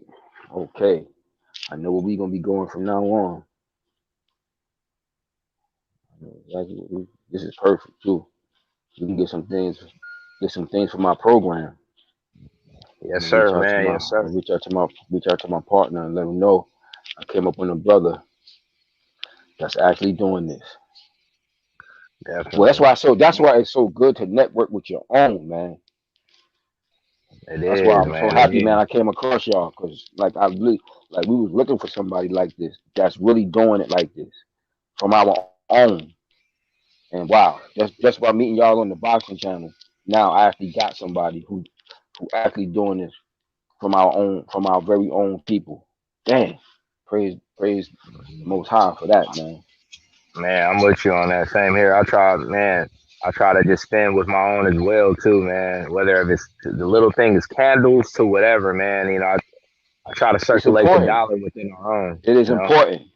It's important, like because I was just getting home from work. When I was at work, and the area I work at in New York, out in Queens, this part of Queens I'm working at now. It's in like Flushing, and I have to go through Flushing to get through to College Park where I work at, right? And I was just talking to one of my former stablemates a couple of days ago. We were just talking about the situation that we dealing with as a people across the board. And I was saying one of the biggest things that drawbacks that hurt us so bad is the way that our people have been decimated as a people by ripping away our culture. See, the one thing that these other groups have is culture because it's centered around their language. Like, and it's because where there is no language, there is no culture. You don't have a language of your own to speak. If you're speaking your captors language, it's going to limit you as a people because you don't have something that's unique to your group that separates you from your group outside of, in our case, our color. You understand what I'm saying? So most Black Americans, the majority only speak American English. Thus, your culture becomes American in that you only speak their language. You don't have a language that's unique. Like when we was talking about a while back when y'all was talking about, I was trying to get on, y'all was talking about the aspect of like the things that got our people here. There was multiple things that happened. You got one of which is the slave trade, but it was a great majority of our people already on this in the Americas. Yep. And the Makasu, which is another terminology we use for in my tribe for the Pale Man, they done a they done a real good job at hiding that truth and pushing more. Because most of the blacks that was kidnapped, the overwhelming majority ended up in more of the Caribbean areas and stuff like that. That's why you got so many black people with black blood in places like Brazil. That's why you have so many of them there because the overwhelming majority of those people ended up in the Caribbean. A smaller percentage ended up here. The majority of the blacks that's in this country from that time period, majority of those tribes was here. That's why if you look at a lot of the older, I have a matter of fact in my phone, I have a picture from a book. It's from a book from about 1855 called America. And on the cover of the book is supposed to be a picture of the native, the so-called Indians. Those people on that pictures are clearly what would be considered Negroid. Clearly, you cannot mistake them for the stereotypical Indian that they teach us about in school. You understand what I'm saying? They Yeah. clearly were that. Yep. It's just like you have like the Olmec. See, those people was here. Those people were already here on this continent because prior to the continental drift, it was one landmass. So it was one landmass. That's why when you act, generally speaking, if you say to the average person to mention the jungle, their first thought is going to go to Africa. There are many jungles here in the Western Hemisphere. You got the Amazon rainforest, you got the jungles of South America. But that's not generally people's first thought when you say the jungle. Generally, when you mention the jungle, their first thought is Africa. That's all been programmed into our mind. So you have our people migrate. Like I was born here in New York. My parents is from Alabama. So how was I born here in New York? My parents migrated from Alabama to New York. You understand? So what happened was you had these people, the Olmec, which they call now, which is the Nubian. They just migrated to one part of the continent that they was already on to another part of the continent. And then when the continental drift took place, they were just staying home. So they ended up on what is now the Americas, and particularly that's in like Mexico today. So what happens is culturally, we had a lot of our people here, and those people had tribes and had a tongue of their own. That's why you even hear people like Malcolm X saying talking about that, the things that we lost. And you lost your religion, your language, your culture, and the language is important. Because when the people lose their language, that's the beginning of the decimation of a culture. You want to destroy a person, people, take their language from them. And the captor, one of my professors taught me that years ago, told us that in school. He's like, look, when it comes to things like that, he said, to the victor go the spoils of war. So he said the loser never tells the story, only the winner, the conqueror. So, because I remember he was telling us, he's like, history don't belong to us. Because he was telling us, like us as black, the so-called black, he's like, y'all shouldn't even use that word history. He said, because it don't belong to y'all. History belongs to us, whites. And this was a white guy, you know. And then I had another black professor back that up. He's like, he's right. He said it don't belong. They literally telling you it's his story, it's their version. It's their version of what they want to tell you took place. Just like if I see one of y'all and I like the shoes you had on, and I whipped that ass and took them shoes. I know you brought the shoes, but I'm gonna tell everybody I brought them shits. You know? Yep. You Yep. understand what I'm saying? I'm like, That's yo, true though. That's true. those some dope shoes, kid. Where you get those from? I brought them shits from Macy. I'm gonna tell you that. But I know in reality, in my head, I know, yeah, you brought them shoes. But I'm gonna sell it to the world that I did because I won. So they spin that, they created this whole new narrative, and it's hard. Like I was just talking to these young brothers and sisters a couple of days ago, and I was trying to explain something to them. And when I was explaining to them that, I said I know it's hard in your mind to conceive it that our people that look like us and our kind once used to rule this world. I know it's hard for y'all to really grasp that concept because of this position we're in now. I said, but we did actually, our group and our it actually used to rule this world, and they had a hard time comprehending it. And I was trying to explain to them that I know it's hard for you to comprehend that because when they asked me outright, he said, "Well, if that's true, how come we in this position now?" You know, 'Cause young kids they ask questions. He's like, "Well, if that's true, how come we in this position now? Like, what do we do to get?" I said, "It's a lot that took place." I said, it's not just one thing. It's a bunch of events that took place. But we were actually in the power position in the world for a very long time. I said, by the time the group that's ruling the world now came into position, more than half of human history was over. You understand what I'm saying? It doesn't seem like them ruling 6,000 years or so would seem long when you consider how long that our group and other groups of color ruled the world. Prior to them being there, that's really they haven't really like nothing but a sneeze in terms of time. It's been quick, but that's the thing that is so hard for our people to understand. Like, damn, how we people like to say that, but like to really grasp it in their mind, I think a lot of people have a real difficult time really comprehending it because of our current condition as a people. Yeah. That you speaking a lot of facts, bro. And I think that goes back to what we were talking about earlier about, attaining knowledge and reading and listening to lectures and really indulging yourself in deep diving into information, right?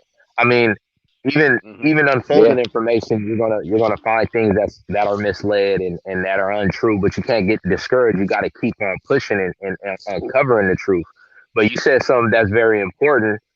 Um, when you said when you were trying to speak to the young brothers, it's hard for them to believe it, and that's one thing that we say. It's like if we say something to our own people, they look at us like we crazy.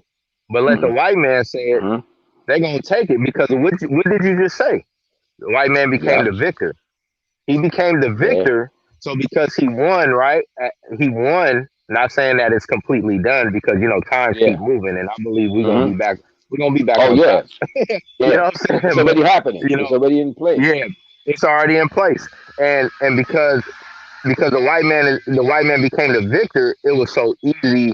It's so easy for our people to to to to uh to swallow anything that they feed us because it's like, oh yeah, they did enslave us. Oh, they did this, they did. So they'll have first account on telling us on what's right and what's wrong. But how does this Negro over here or this black woman over here telling me this information about us and they look at us like we in the same boat? You know Yeah. what I mean? And that's why I believe information for these young brothers and a lot of our people is very important, man, to just open a book and read or just listen or take and then take that seed and water it yourself. But if you don't, then you just gonna accept anything that anybody tell you, you know? So Yeah, that's yeah, because very important what you said, brother, man, for yeah, real. yeah, because the point I was actually trying to get to, because I just kind of went off another tangent because my mind took me somewhere else. But the point I was making where I work at, the area I have to travel through, it's a lot. Because in New York, you got a couple of areas, two major areas where it's a lot of Asians. Of course, in New York City and Manhattan, you have Chinatown, and then you have in this area, you have a lot of Asians over there, Koreans, Chinese, and a bunch, right? And this whole area, man, it's amazing. Like every time I go by it, I just, and even though I'm from New York, it's still like it's just astonishes me every time I go through it because it's like whether you use the whether you take the aspect of the chattel slavery aspect of blacks being brought here to America, or you use the native aspect. At either rate, these people didn't get here till a couple of hundred years after we was clearly here. Even if you use the chattel slavery, they wouldn't have gotten to America in a large mass until at least 300 some odd years after we was here. And to look at everything that they have over there, all these buildings with their language written on it. I mean, it's just I mean, from my I'm just looking at this like this is it's like wow, it never ceased to amaze me. Like when I go through there, I mean, like damn near every building got some form of Asian writing on it, even down to the McDonald's. And the Chase Bank, it's a Chase Bank over there. Like everything, they got the Bank of China over there. You understand what I'm saying? And that's the importance. Like I said, when it comes to us as a people, one of Yeah. the biggest things that's hurt us so bad is the lack of our own language. Because we get all these foreigners come, they have languages of their own, languages that we need a language that we can communicate with outside of outside of American English. That would make us a unique group. That would make Yeah. us a separate and a unique group. And this is part of I really, in my studies, I'm really seeing that's one of our biggest dilemmas is that American English, by us only having that as our primary language. Although me, I practice some other cultures, so I learned some other languages like religious cultures and shit when I was practicing like the Hebrew and the Islamic things. So I got to learn those things, but those ain't directly connected to us as a people, as so-called people of African descent. Because even in native, because this is why I had a debate with some Aboriginal brothers about this. Because you got an aspect of Aboriginal brothers that's on it. We ain't African and not connected to it. And I had to tell them, no, I beg to differ. Y'all got to do your research better because those Olmec people are the same people. You understand? When that continent, just you got to remember, you got to Yeah. understand, the time frame here. Those are the same people. It's like, am I not? Am I? I still got. My last name is Lee Shore. I still got mad Lee Shores in Alabama. Although it's not my family, because I live here in New York. Now, that's your family. That's your family. You understand what I'm saying? Just because my parents moved, just because my mom and pop migrated up here to New York, that don't mean that I'm not those people. We not the same people, And that's what we had a couple of debates about it. They like they got some of them got this aspect of well, we ain't African. They on some hateful shit. I'm like, nah, it's the same people, man. It's the Right. same And I people. Don't think get that's on the that thing. aspect of that hateful shit. Like, nah, we ain't them. No, it's the same people. It's just different. We just a different aspect of this. But don't get it twisted. It's the same people. Right. Uh, And uh, that's why, and that's real. I think dealing with us is like, our us as a people, we have a big identity crisis, and Yes. that's why a lot of times Woo. we fall in so many different factions of how can you say it, of relating or connecting ourselves with something. Yeah. And we all understand why, right? Because like you said, the language is very important. I totally agree with you on that because it's the dialect too. You can go to a Oh yeah. country, right? Mm-hmm. You can go to, and that's why I agree with you 1,000%. Because say Africa for an example, you go to Africa, but everybody's dialect on that continent Ain't is the same. different. So you can That's right. trace your dialect to a certain part of Africa to be like, oh, this is where my people come from. That's why when you don't hear a lot of people speak about the language and how important it is, on the language aspect of things. It's always, the bloodline, which is understandable too and very important. But with Hmm. the language, man, like if you speak in a certain language, you're like, oh, you're from over here. Oh, these are Yeah, but your that gives people. Like you, it's so easily to, yeah, to, to trace that. because it's your language that gives you your culture. It's your language that gives you your culture, not your Right, not your right. not your not your genes, your DNA. That's your language. That's what gives you your culture. The way you dress, the way you talk, the way you even connect to your spiritual force, whatever Yep. deities you The food worship. you That's eat, that's that's everything. that's even here in America, you got East Coast dialect and you got West Coast. Like my nephew, like my sister, when she moved to California years ago, her first marriage. And my nephews and them, they from LA. My nephew, he Crip and all that shit. He's straight. What up, West all Coast. that, straight up, Yeah, straight up. Because he was right. raised, he LA. You understand what I'm saying? So when he come up here to New York, he's straight. They like, yo, you could spot him a mile away. You understand what I'm saying? That's what even here. Yeah, So man. Yeah. so we have an East Coast dialect slang. You got a West Coast. You got the Southern. Like my cousins from the South, they Southerns are so yo. That's what it is. But those things is very very important. And I think one of the biggest dilemmas that our particular group has is that aspect that we don't have something that's directly unique to our condition, the circumstance here under the corporation, which is the United States of America, which we call our government. You I understand? agree with you, Those brother. invaders, those invaders who basically invaded our our our native land and put their corporate entity over us. You know, and that's been one of the Yeah. biggest dilemmas that I really feel that we have. In studying all these different things. Our people practice a lot of different religions. A lot of people practice damn near everything under the sun. But For real. we practice everything under the sun. But I agree with something I heard Malcolm X say many years ago. He said when they beating you upside your head, they're not beating you upside your head because you Christian. They're not beating you upside your head because you Jehovah's Witness. They're not beating you upside your head because you Muslim. They're not beating you upside your head because you Buddhist. Beating you upside your head because you black. You understand? So Yeah. the same way they be trying to kick Martin Luther King ass, they would have been trying to kick their ass because it was Muslims that got killed during that time period too. You understand what I'm saying? So the reality is we need a real cultural net to get us under this one thing. You understand? To get us under this one banner that will help us be able to better maneuver here.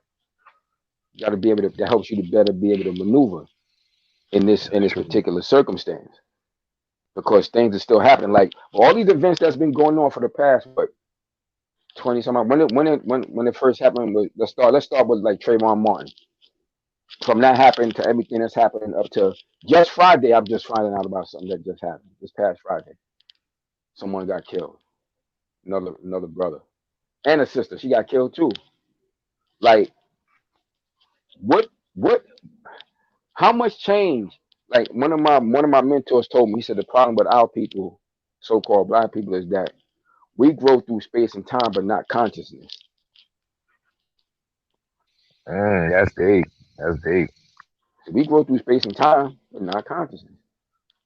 We don't really take for granted. Like one of my sisters, she was saying to me, "Yo, I see people that's waking up." I said, "Not really, and not at the rate that they should be." I said, "Because you had a dormant sleeping." Like I always like to say for my studies, I say like the '70s, the 1970s. I was born in the '60s. The 1970s ushered in a false sense of success in the black communities in America. That's why they made sure. That's why they made sure to kill certain black minds that was more radical and hard pushing. That's why they made sure that people like Medgar Evers, Malcolm X, Martin Luther King, Fred Hampton, and these type of people mindsets didn't make it into those subsequent decades because those mindsets would have been pushing. It's like that old saying: "You kill the head, the body gonna die," and they stifled our movement. So I always said that the '70s ushered in a false sense of success in the black community. But now because you could walk in, like my mother was born in Alabama, and my father. My mother used to tell her stories. And my mother was born in the 1930s. My mother was born in straight Jim Crow. And she was like, shit, like y'all, she said, y'all don't have a clue how life was for us growing up as a kid. She said, how you could just walk into any store? She said, I couldn't do that as a child. She said, I could be having to piss on myself. Shit, and the next black store could be 5 miles away. She said, those white people would not let me in that store. They wouldn't even let me into the back. You know? Like sometimes when she used to tell us the stories, it's like almost hard to believe, like unbelievable some of that shit she used to tell us. You know? Yeah, man.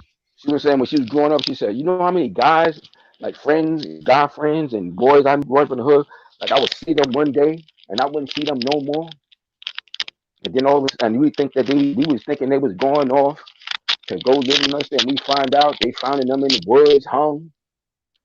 I was like, damn, like I came in. You know, she used to tell us that as a kid. So she was like, yo, I gotta really appreciate the circumstance that y'all living in. Because it was not like this for me. And my father, he used to say the same thing, you know. And like I said, this from Alabama, so y'all already know. Yeah, that's the South. Yeah.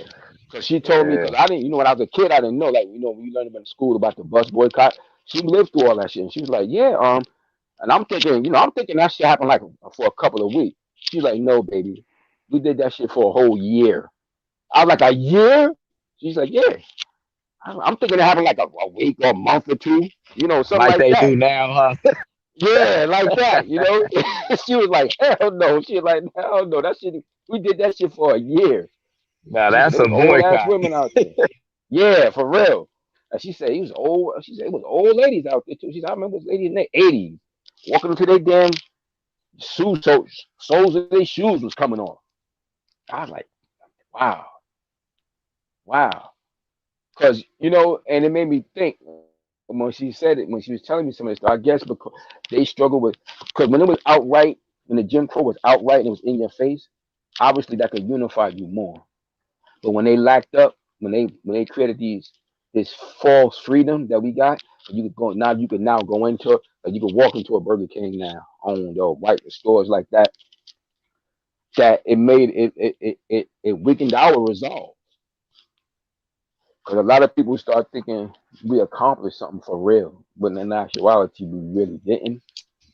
Because real revolution ain't about. It's not a real revolution. It's not about being able to sit in the toilet next to somebody white or order food with a person white person. That's not real revolution.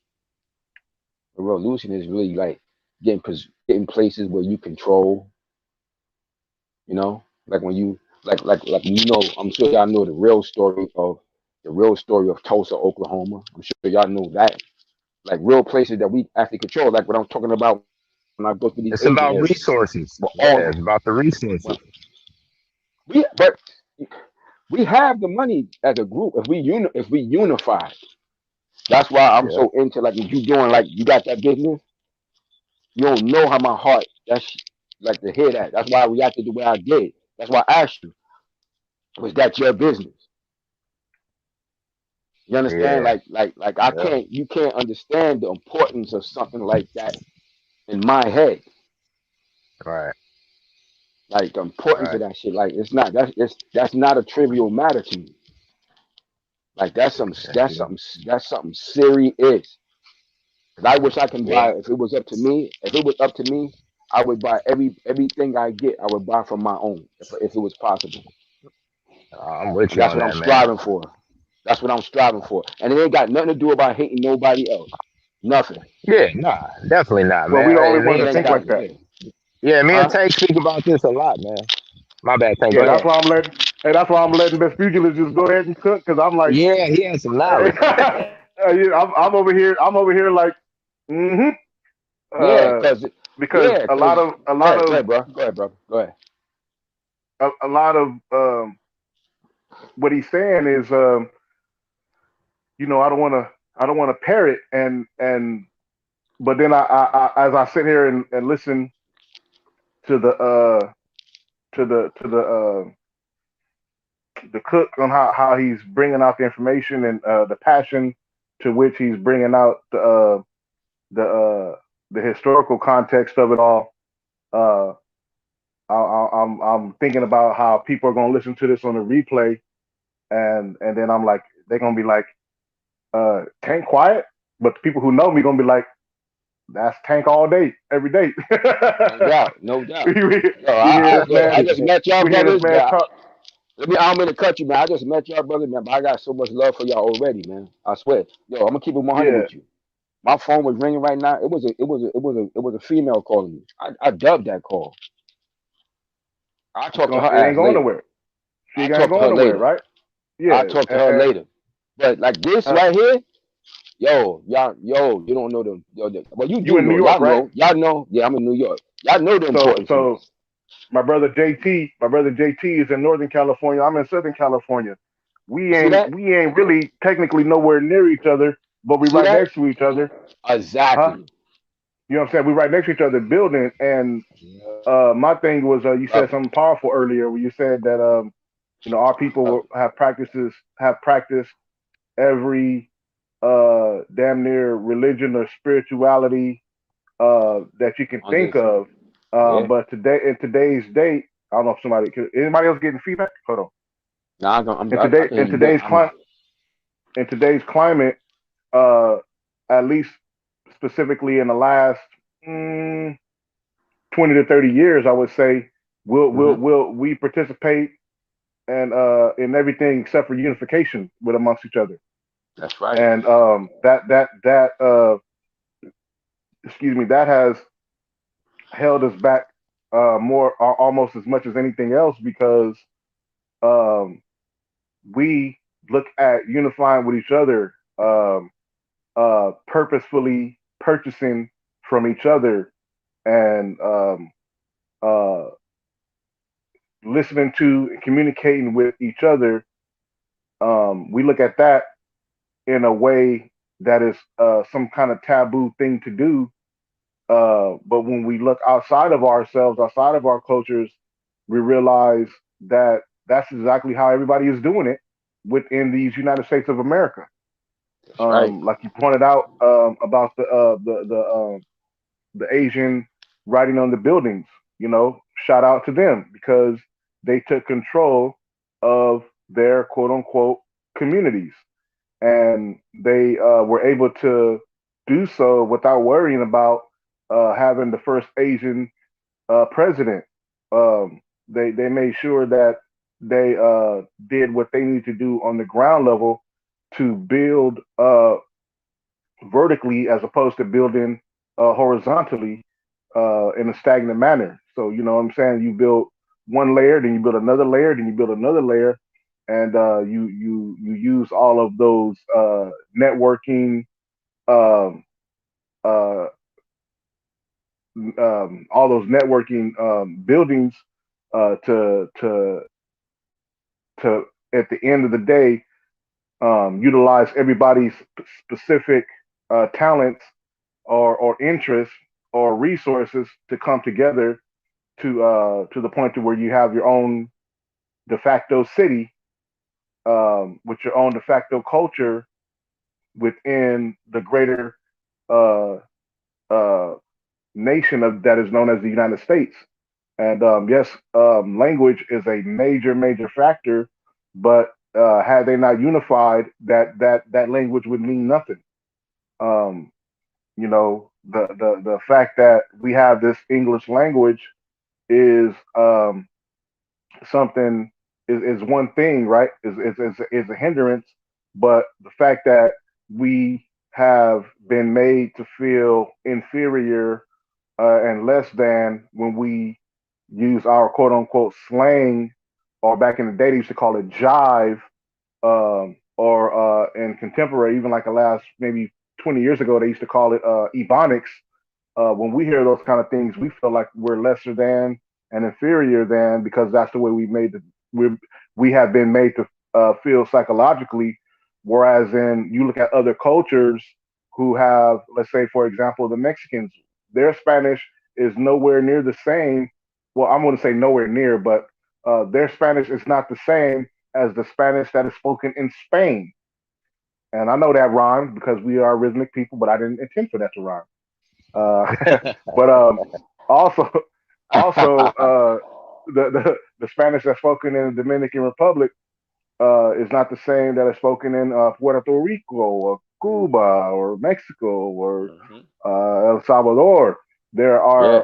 are very similar words that are used, but the nuances come with each region and the people within those specific places, and to the point to where the words that are being used, they're not words that should be used in the place that they're being used when you go to outside of those regions. Like if you go to Spain and you speak a Spanish that is a particular dialect in Mexico or El Salvador or Cuba or Dominican Republic or Puerto Rico, they're gonna say, "Huh? I don't understand." Right? And we could have the same thing amongst ourselves with this very English language. I always use the example, you know, we may say something is fly or that's dope. Yeah. You go to England, where the English language is prevalent, they're gonna say, "What do you mean that's fly? There's no wings on it. Mm-hmm. What do you mean Mm-hmm. that's dope? Yeah. I mean that's in drugs? It's high? I don't understand." Right? And we've been made to be afraid to take ownership of our particular dialect of the English language and formulate it into something that only we can understand. Um, the nuances of the English language that we have culturally out here in Southern California is different from what's in Northern California, which is different than what's in on the East Coast.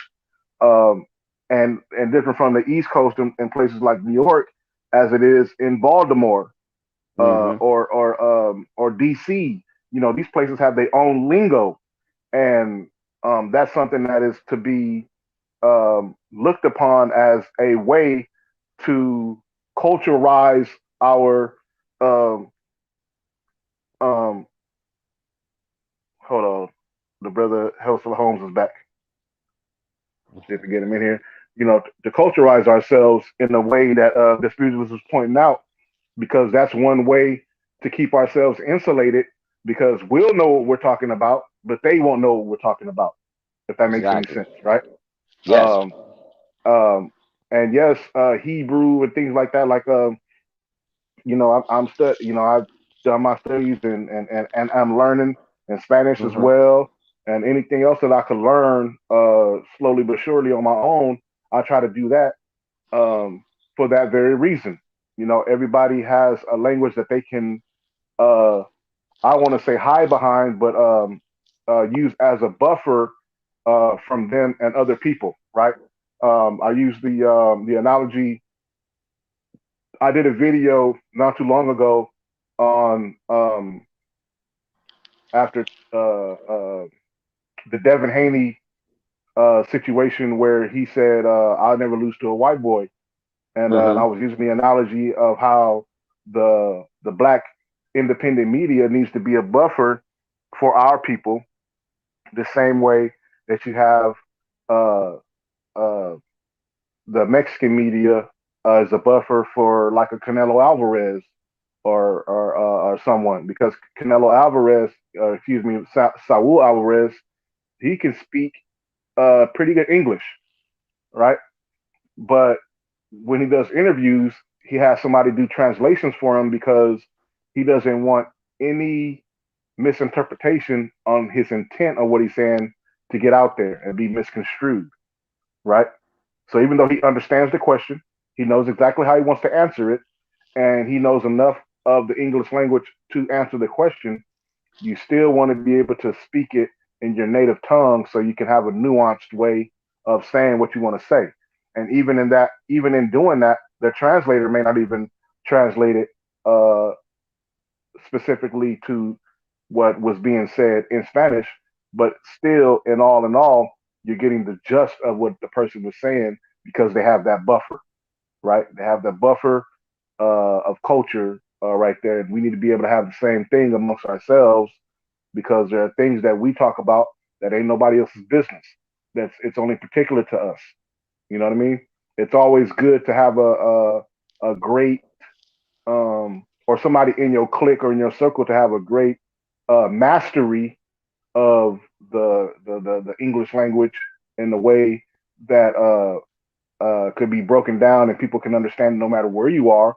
But at the end of the day, when I'm out here in Southern California, I know that certain words that we use down here, you know what I'm saying, in LA and the IE, um, and all these different places is specific to our region. Salute Aeon Jack, salute King out there in Thailand. But it's specific to us, and I appreciate learning from my people. I have always been that way. I love it. I went to the furthest I've been out that way was I went to Chicago once, and then I went to my baby sister graduated from Howard University, and so it was a huge thing for me to go out there and experience they call it the DMV area in DC, Maryland, and Virginia. And actually, I got a chance to see, going back to our point when we was talking about the TV shows, uh, and this is just a free form conversation. Obviously, we all over the place. Everybody that's been listening on this replay, I will have set topic and discussions where we're focused on things, but this ended up just being a real great build with some great brothers. But anyways, I actually got to see my aunt uh, lived in the same exact apartments where the infamous uh, fuck scene in The Wire took place. And anybody that has watched The Wire, they know the fuck scene is when McNulty and Bunk solved a murder with only saying the word fuck or versions of the word fuck the entire scene. They was either saying motherfucker, fuck me, motherfucker, what the fuck? The whole scene, and they going through this lady's apartment who was killed. This is not a spoiler alert because I'm not saying anything that don't mislead you in the show because she wasn't a pivotal character, and she dies off camera. She was never a pivotal character in the show. But and I ain't gonna say who killed her because that would be a spoiler. But she anybody who knows that The Wire knows that this scene, this called the infamous fuck scene, that apartment complex, that was my aunt lived there and on the side where they went in. So that's how I recognized it when I went out there, and she didn't even know about it. I had to tell her when we went out there. I was like, "Hey, these are the apartments that The Wire was on," and she was like, and then I had to bring her memory to a time where she actually saw them out there filming, and she was like, it was like a real small, one camera film crew. It wasn't a big thing, but we was wondering what they was out there doing. Going back to the authenticity of the show and yourself and Johnny JT bringing out the fact that they use real life locations. That was one of the things I wanted to share when we was talking about that earlier. Is that I actually been to those apartments and seen from the inside the whole floor plan, all that. I seen exactly what how I go down up in the how it looks in those apartments because I was there. That shit was dope. But Hustler Holmes, how'd the interview go? Yeah, it went well, man. It went well. It turned into a conversation. And I don't know if it's my personality, but we went from talking about work to talking about other shit, and then I was like, I gotta go. JT, are you in here or do I need to? I'm sorry, because I gotta. It says that you trying to get back in, but you in here. So let me see. Oh shit. They wouldn't let me. Damn, try it again, Johnny. JT, if you hear me, I saw it late. So if you need to come back in, if you had a bad connection and you need to hop out and hop back in, just let me know. Yeah. My bad. You said it ended up being a conversation. Those are kind of the best ones when you can just end up shooting shit, but then like you said, you know what I mean, after it becomes kind of redundant. It's like, all right, we done here. We done all we came to do, right? All right, Yeah, have a good one. yeah. We had a good one.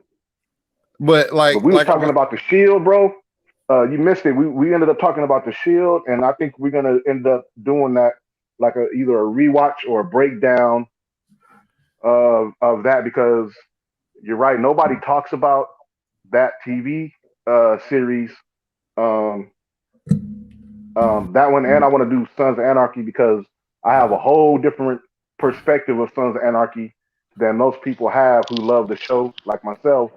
And I want to be able to share some of my alternative perspectives of the show in terms of the plot and the perceptions of the show. You know, I've never seen Sons of Anarchy, so I'm gonna have to. That's gonna be my first time delving into that. So you seen the Shield though, right? hell yeah, I seen the Shield. I'm finna watch it Okay, again. you know, the Shield, the head writer of the Shield, the head writer, Kurt Sutter. Kurt Sutter. When the Shield went off the air, he was the one that Fox FX greenlit to have his own TV show, and so he ended up doing the show Sons of Anarchy about the motorcycle club. Yeah, I've seen it. It's one of them shows that I have seen an episode or two, but I never like watched it like to get the story. Yeah, and I'm right. It seems pretty interesting, man. That's the type of shit that I like watching anyway. You know what I mean? But I'm so versatile. I watch anything though. That's me too. And Brisfugulus, we was talking about culture and language, and how that's what makes a community, and that goes directly into the Sons of Anarchy because my brother JT, who I hope he can join back up. Maybe he had something at work or whatever. But did he just text? I lost the toolbar. Go back to the audio. It won't let me connect. Try again.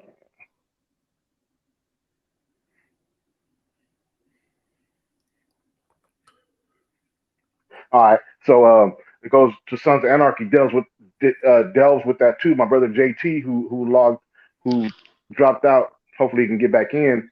He's from up north, which is where the Sons of Anarchy shot on location up north in Northern California. And the motorcycle club or motorcycle gang or whatever culture is really prevalent, heavy up there. And so, you know, he knows a member of an MC up there. And I happen to know one from down here in Southern California. So it was interesting for me because it helped me to see that brother's life, even though they were black. You know what I'm saying? The brothers I'm talking about, he was black, and the one that I knew in real life, and the show is about Caucasian, a motorcycle club. Even the terminology and the positions in terms of the responsibilities and the ranking was the same. You know what I mean? So when the dude that I knew, when he was a sergeant of arms, and then when I watched the Sons of Anarchy, I was like, oh, that's what a sergeant of arms does. Okay, you see what I'm saying? I know in the military it was one thing, but then in the motorcycle club there's something similar, but I didn't know it was like that. And then so you get to see the criminal culture, but then the everyday livelihood culture of people who are in this motorcycle club culture. You know what I'm saying? And Kurt Sutter does this creative thing where he uses some of the uh, same gang names that he created in the Shield. For example, the One Niners. Remember the One Niners? Yeah. Okay, that wear purple and all that. So he Yeah. took them and was like, there's a Northern California chapter of the One Niners. So he brought that gang into the Sons of Anarchy series. Are they like similar to I mean, the? they rock. The only thing that's similar is that they're a street gang. They rock purple, but there's no similar characters in the series because True. it kind of take place. Sons of Anarchy kind of takes place in an alternate world than the Shield. Okay. You know what I'm saying? Yeah. I It's the understand exactly same. what you're saying. Because I don't want to ruin nothing, but I'll say this because these are not. This is not uh, spoiler kind of stuff. This is more of things that you'll need to know so that you're not confused when you watch it, right? Like lore. Huh? Like lore. Yeah, like lore, exactly. Yeah, true. The because this was him doing his own series for the first time, being the creator, he Yeah. uses the main actors from one period to the other throughout the history of the TV show Sons of Anarchy from that he had on the Shield. So like the main characters um, that were in the Shield, like Shane Vendrell, the actor that plays Shane, the actor that plays Lemonhead, Oh, uh, you know what? uh, Okay. the actor that plays Vic, the actor that plays Ronnie. That's the strike team, right? Those four. The actor Yeah, that most plays definitely. They all are on Dutch. Sons of They Anarchy. all come out of Sons of Anarchy in different characters. That's dope. So it makes it dope. You talking about the but at Guardians? first, huh? You talking about the members of the Guardians on the Shield? They're strike team. Yeah, his team is called the Guardians. No, they call it the strike team. True.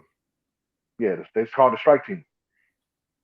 Because remember, he had the little calling card, and he put it on the motherfucking forehead. Strike Oh team. yeah, true. Yeah. I got it. I mean, I'm watching that shit today. It's on Hulu. Oh yeah, I'm It's watching on Hulu, that bro. I'm And it's crazy. It's crazy because I'm looking on my DVD shelf and I got all the damn DVDs and all these damn series. But now today, everything is streamed. Everything You is know streaming. what? I had them all on DVD too, but I don't know what happened to my DVDs. I used to have this leather DVD case. It was about 100 pages. It fit about 1, 2, 3, 4, 5, 9 DVDs per page. You know what I'm saying? When I was in the Navy, I used to filled that bitch up, bro, with the Shield. I had freaking New York Undercover. I had all the CSIs. I'm that type of person. I watch all that shit, bro. All of it, everything. When I was in the Navy, bro. Especially like we be on these watches, we be doing like these 4-hour watches, and I bought this little DVD, like this portable DVD player. You know what I'm saying? And I bought the like little funny ass adapter you plug it up to so you can plug it up to them foreign walls and shit. I used to watch all them shits, bro. Yeah, Aeon Jack. I don't know. Chosen Few. I don't know if I heard of that one. I probably seen something of it or heard or I heard read of about it Chosen or something Few. like that. I But heard of that. I gotta see. I gotta have a visual. But the names sound familiar, but not familiar enough to where I can be like, oh yeah, that's such and such. I like old shit like Hustle Holmes. It's crazy because you said that because I just finished rewatching a old series that came out when I was a lot younger. I think I was a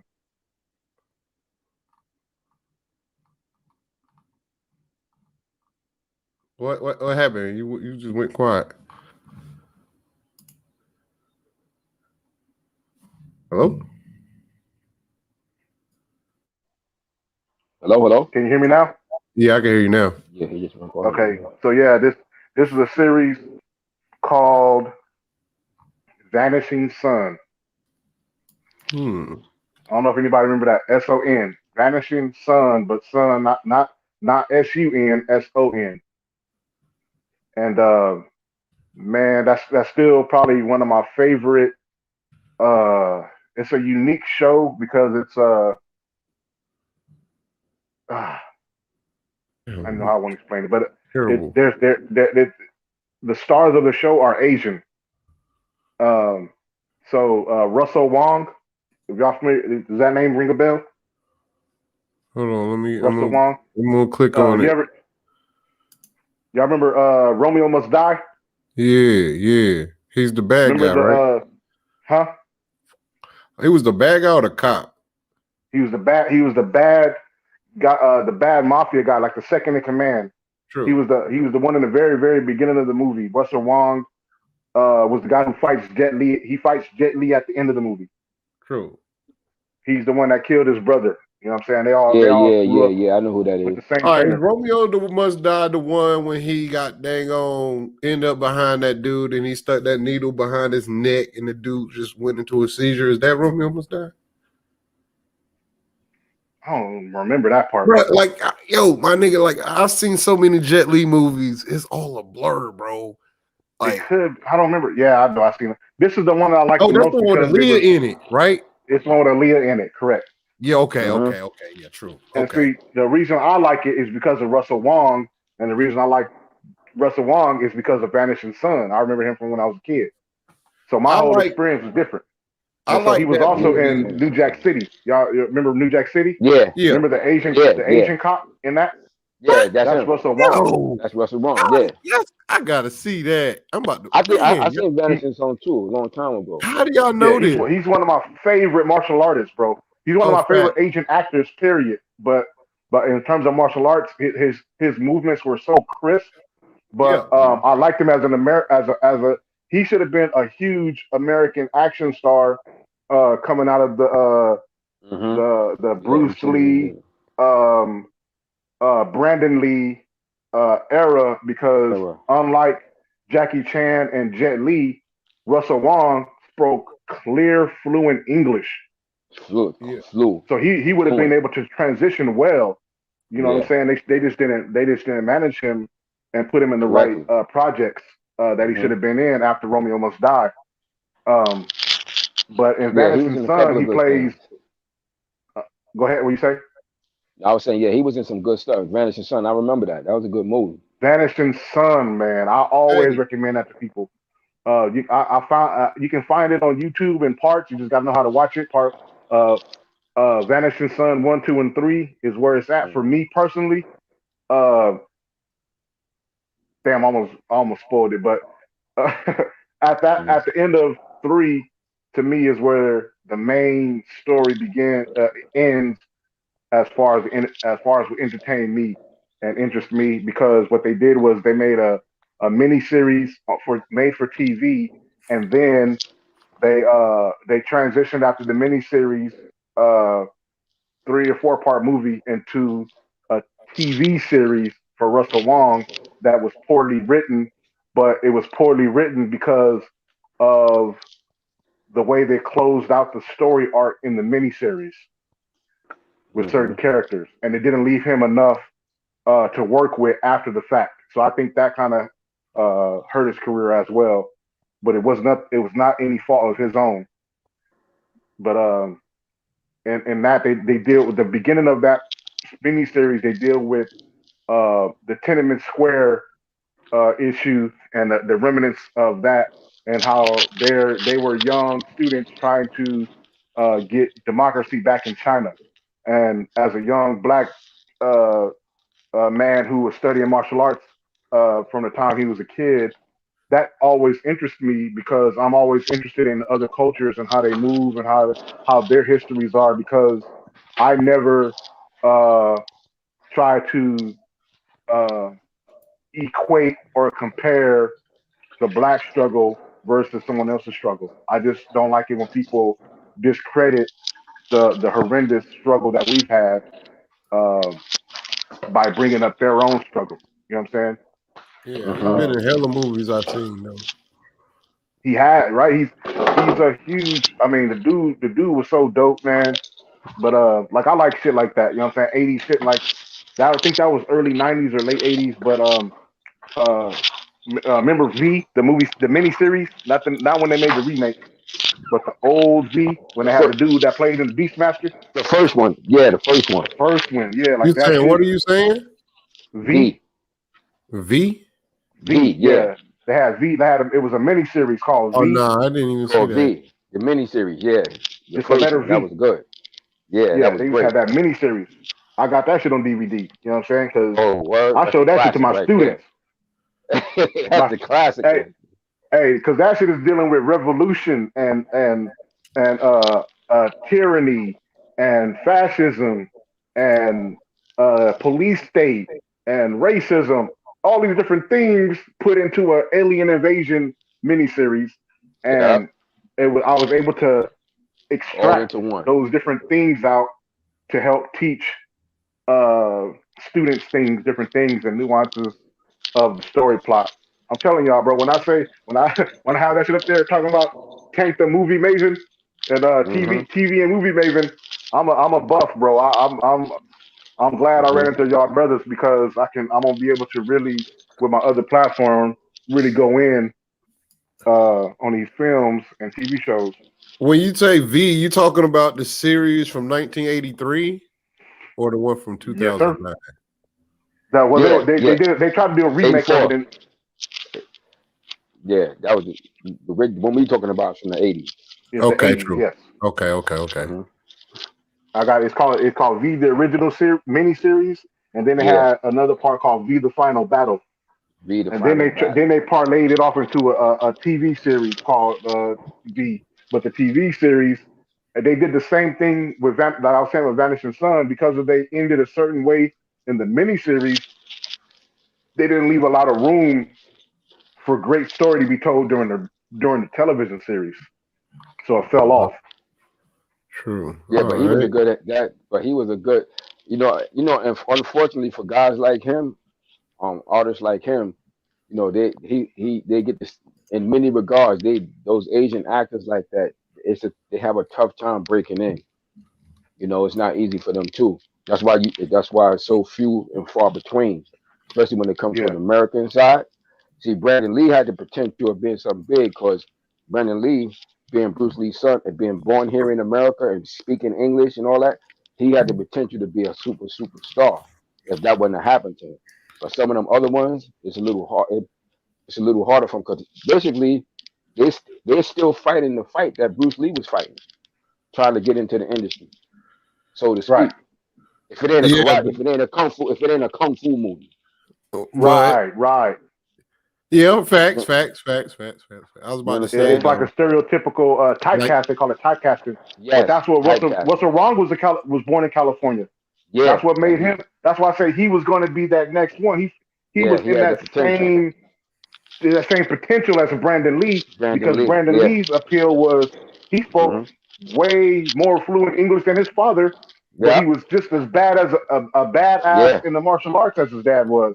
My yeah. favorite movie is Rapid Fire. You know, I love Rapid fire. Showdown. Woo! Showdown a little. That's my I joint love right Showdown in Little I there. Tokyo. I love Showdown in Little Yeah, Tokyo, but that love Rapid that Fire shit. is my that shit when it rapid comes to fire. Brandon Lee. Hey, Yeah, I yeah. fuck with the Crow too though. Yeah, but the Yeah, but Crow he didn't get he it. don't get to go into his martial arts Yeah, bag in the Crow. because Yeah, he was That's true. going just more to. of But he got cut down before he got a chance to really do more of that stuff. Because he was gonna be doing some of his martial arts stuff in there, but he got unfortunately that shit happened to him early in the production. You know, Oh, yeah, and true. unlike his father, for like the Game of Death, for instance. See, Bruce Lee used to shoot those fight scenes first, and then he would do the dialogue parts of the movie secondary. So that's how he was able to get the Game of Death because he always preferred to do those fight scenes first. When he was I shooting that love that. movie, he shot the fight scenes first with all the different a physical couple of stuff. different martial artists that he included, and because he had his thing, which was the Jeet Kune Do, the way of the intercepting phase. his philosophy was that, it wasn't so much about the style that you fought. It's more about you. Son, growing up, bro, I'm looking at all these movies, like y'all got me clicking on Bruce Lee and shit. Like, yo, I've seen all of this shit, bro. I've seen all of this Brandon Lee shit. I've seen all of this Bruce Lee shit. Like, I grew up like watching kung fu shit, man. Like, I watched like the Wu-Tang series. I watched. That's a joint. My favorite shit, 36 Chambers. I like the fucking Five Deadly Venoms. Like, I grew up watching so much kung fu shit, bro. Like, what the fuck happened to that shit, man? Like, did y'all like that Crouching Tiger, Hidden Dragon? Yeah. What? That's a classic, bro. Nigga, classic. Look, I'm gonna tell y'all, yo, I went to the movies to go see that. Son. Me too. That Me and my older brother. Amazing. Iron Monkey. Yeah, I seen. But I'm here. Me being raised here in New York. We used to have 42nd Street. It used to be called the Deuce. 42nd Street, where they had all the X-rated movies and all the karate movies back in the days, all the way up until the late 80s. And we used to go right there, man. See a bunch of movies. I seen all that stuff there. The Drunken Master, Mad Monkey Kung Fu, the Jade Claw. Yeah, Rumble and all that stuff. Hey. We used to see all that get real, stuff. like, remember the fucking Super Ninja? Oh, the Chinese Super Ninja. Yo, that's Crippled Avengers, nigga. Yo, people don't even know. These young cats don't even know, about the Chinese Super Ninja. Chinese Super Ninjas, bro. Like, I'm telling you, man. Like, people don't understand the infinity that the black culture has with the Asian culture. That's why That's why the Asian attack shit pissed me off, bro. Right. That's why that pissed me off, because that's propaganda, though. Yeah, it is propaganda. But it's propaganda. But it's propaganda because people don't know our infinity and love for the Asian culture. Asian culture. So they're able to get it off because people don't know black people. Yeah, you got a whole rap crew, but some of them is actually my peoples up here that's named after them, which is the Wu-Tang Clan. But I know some of the guards in the Wu, like Raekwon, Ghostface, and them. Yeah, because my cousin is rap. He's 5%. Remember the 5% Nation with them. So yeah, and they hold that they name it. Yo, group is a Chinese. It's based off of a Chinese movie. Oh, definitely. Right. 36 Chambers of Death is literally a Chinese movie name. Literally. Exactly. They could have filed copyright infringement over that Wu-Tang Clan. And the Wu-Tang Clan. Yeah. Yo, they fought with swords. The Wu-Tang Clan fights with swords, and these niggas always talking about swords when they rap. Yep. Right. Remember the 36 Chambers song? Well, yeah. And remember that's not to get too spiritual into it, that the swords that they fight with, that they it's a double entendre, and and layered because the scriptures call our tongue a sword. You know what I'm saying? The words that we say can cut you deeper than any blade known to man. You can hurt somebody all the way down to their spirit by something that you can say, and the wordplay that you use. That a sword, sword is temporary. You know what I'm saying? That pain may, you cut the motherfucker, that should have healed. But something that somebody say will last a lifetime or even generations. They'll tell a motherfucker like, man, this motherfucker said this to me back in the day, and your kids gonna hold on to that grudge based off the sword that penetrated the spirit of that person. And that's right. It's just so dope that those double entendres, like you said, is utilized in the art form of rap. And it all goes back to that Shaolin Wu-Tang culture. And y'all know what? As a man, when I go back and listen to it, I was listening to it as a kid. It was only sonically dope to me when I was a kid. But now that I understand what they're saying, like I can ingest what the words, these brothers are really out here talking real shit on they rap, bro. Like when they rap, when the Wu-Tang Clan rap, these niggas is really talking that shit when they rap, bro. Because every member of the Wu-Tang Clan is God body. Bro, like that shit every is one of them real. is 5%. Every member of that group is a member of the 5% nation. Yeah, that shit is real. And I wouldn't what they call knowledge of self. I wasn't even really understanding back then, though. You know what I'm saying? I only fuck with it sonically because it sound good. And they mixed in because in all these songs they always was they mixing in street stuff that they actually went through in the hood, but it was always an undertone of their doctrine, the 5% doctrine in it. Y'all remember that song "Impossible" off of the Triumph? Yo, that song is like ridiculous, bro. That's one of the best songs I've ever written, ever. Hold on, JT. I'm about to send it to you. Let me figure out. Okay, let me see how to. I love our culture, bro. We're lucky. We are lucky to have lived to the point now. We're lucky to be able to be a part of the culture that we was a part of.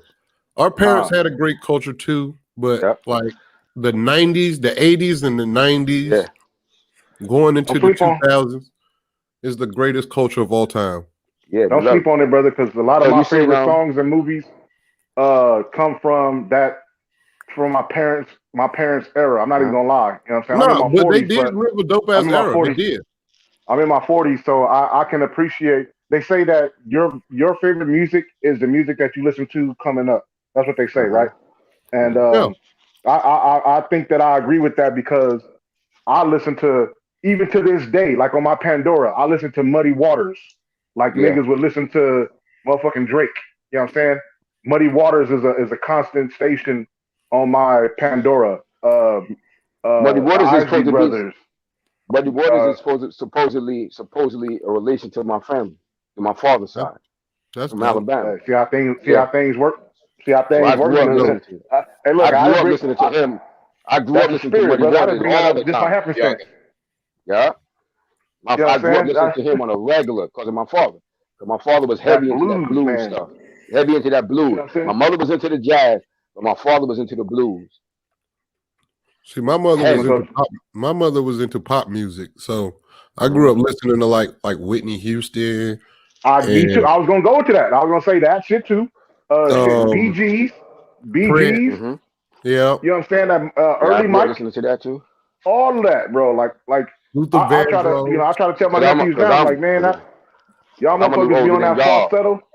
Cause you said you're in your 40s, shit. I'm mid-50s, so I heard 36. I went through the disco era, all that shit. My mother had all that. The Bee Gees, Donna Summers, the works. I heard it all. My older brother and them used to be going to Studio 54. My uncle had the records on deck. Nigga, I swear to God, that's all we listen to on the weekends.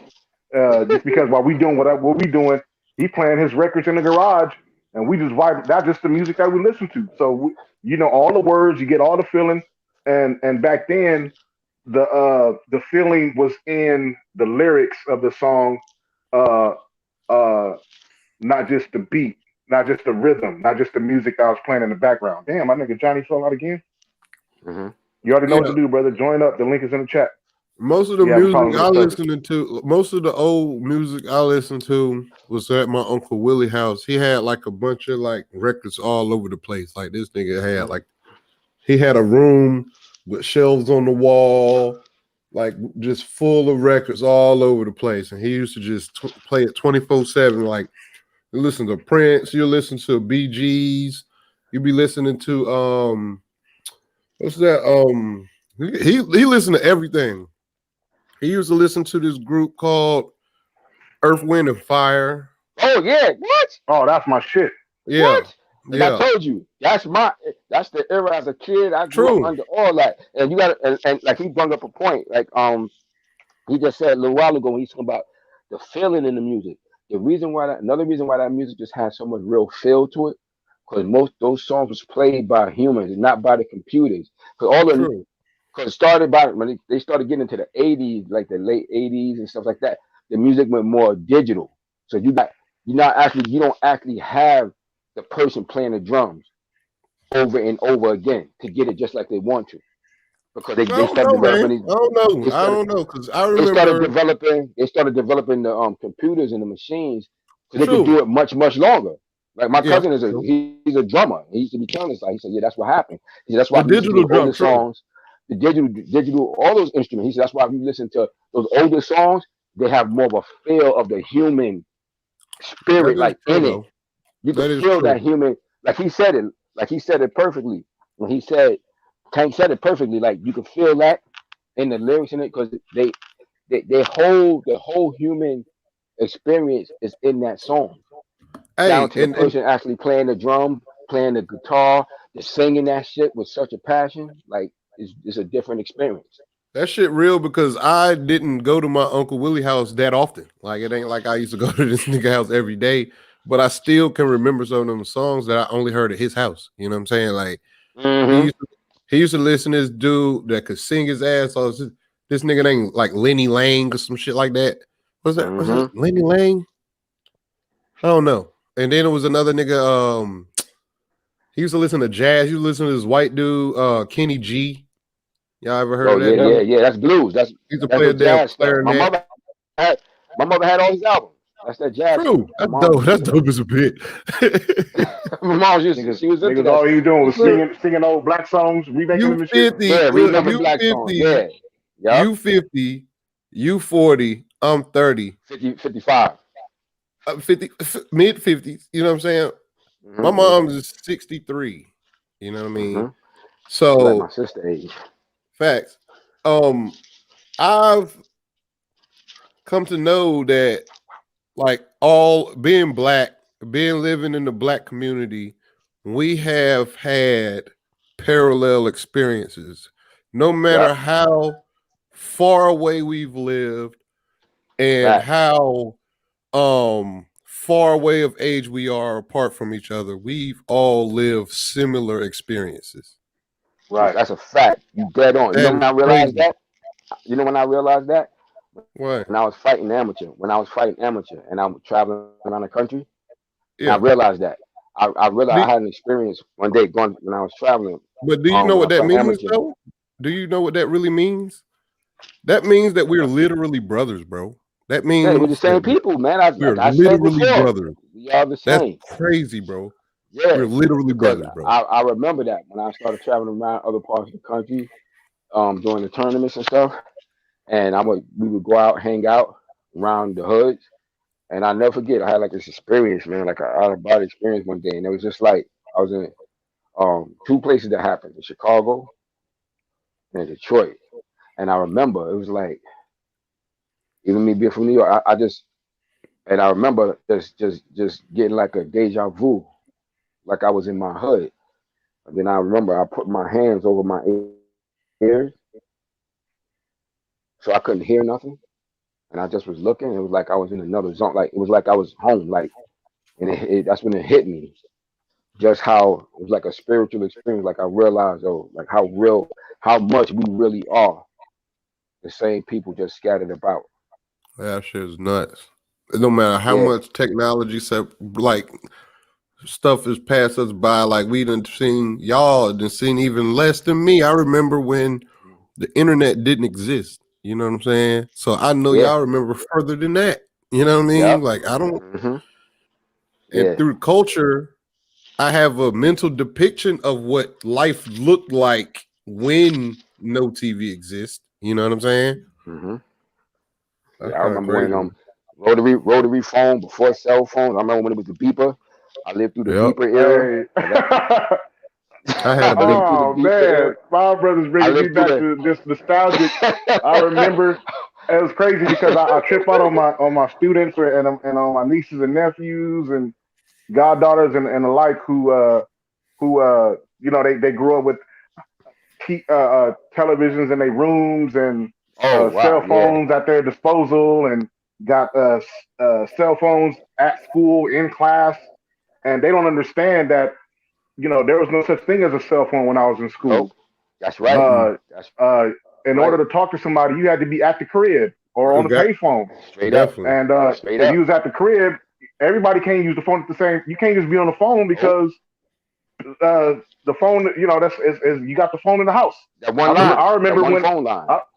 you had one phone line. I remember when it became a thing to have call waiting and two-way calling Oh, and yeah, three-way yeah, calling. yeah. Remember the little call ID yeah. boxes? Yeah. Remember the little You call know, ID yeah, I boxes? remember all this shit. I remember I remember when pages became a thing, and that's for Yeah. drug dealers, son. You can't get no Yeah. pager because they're gonna think you're a drug dealer.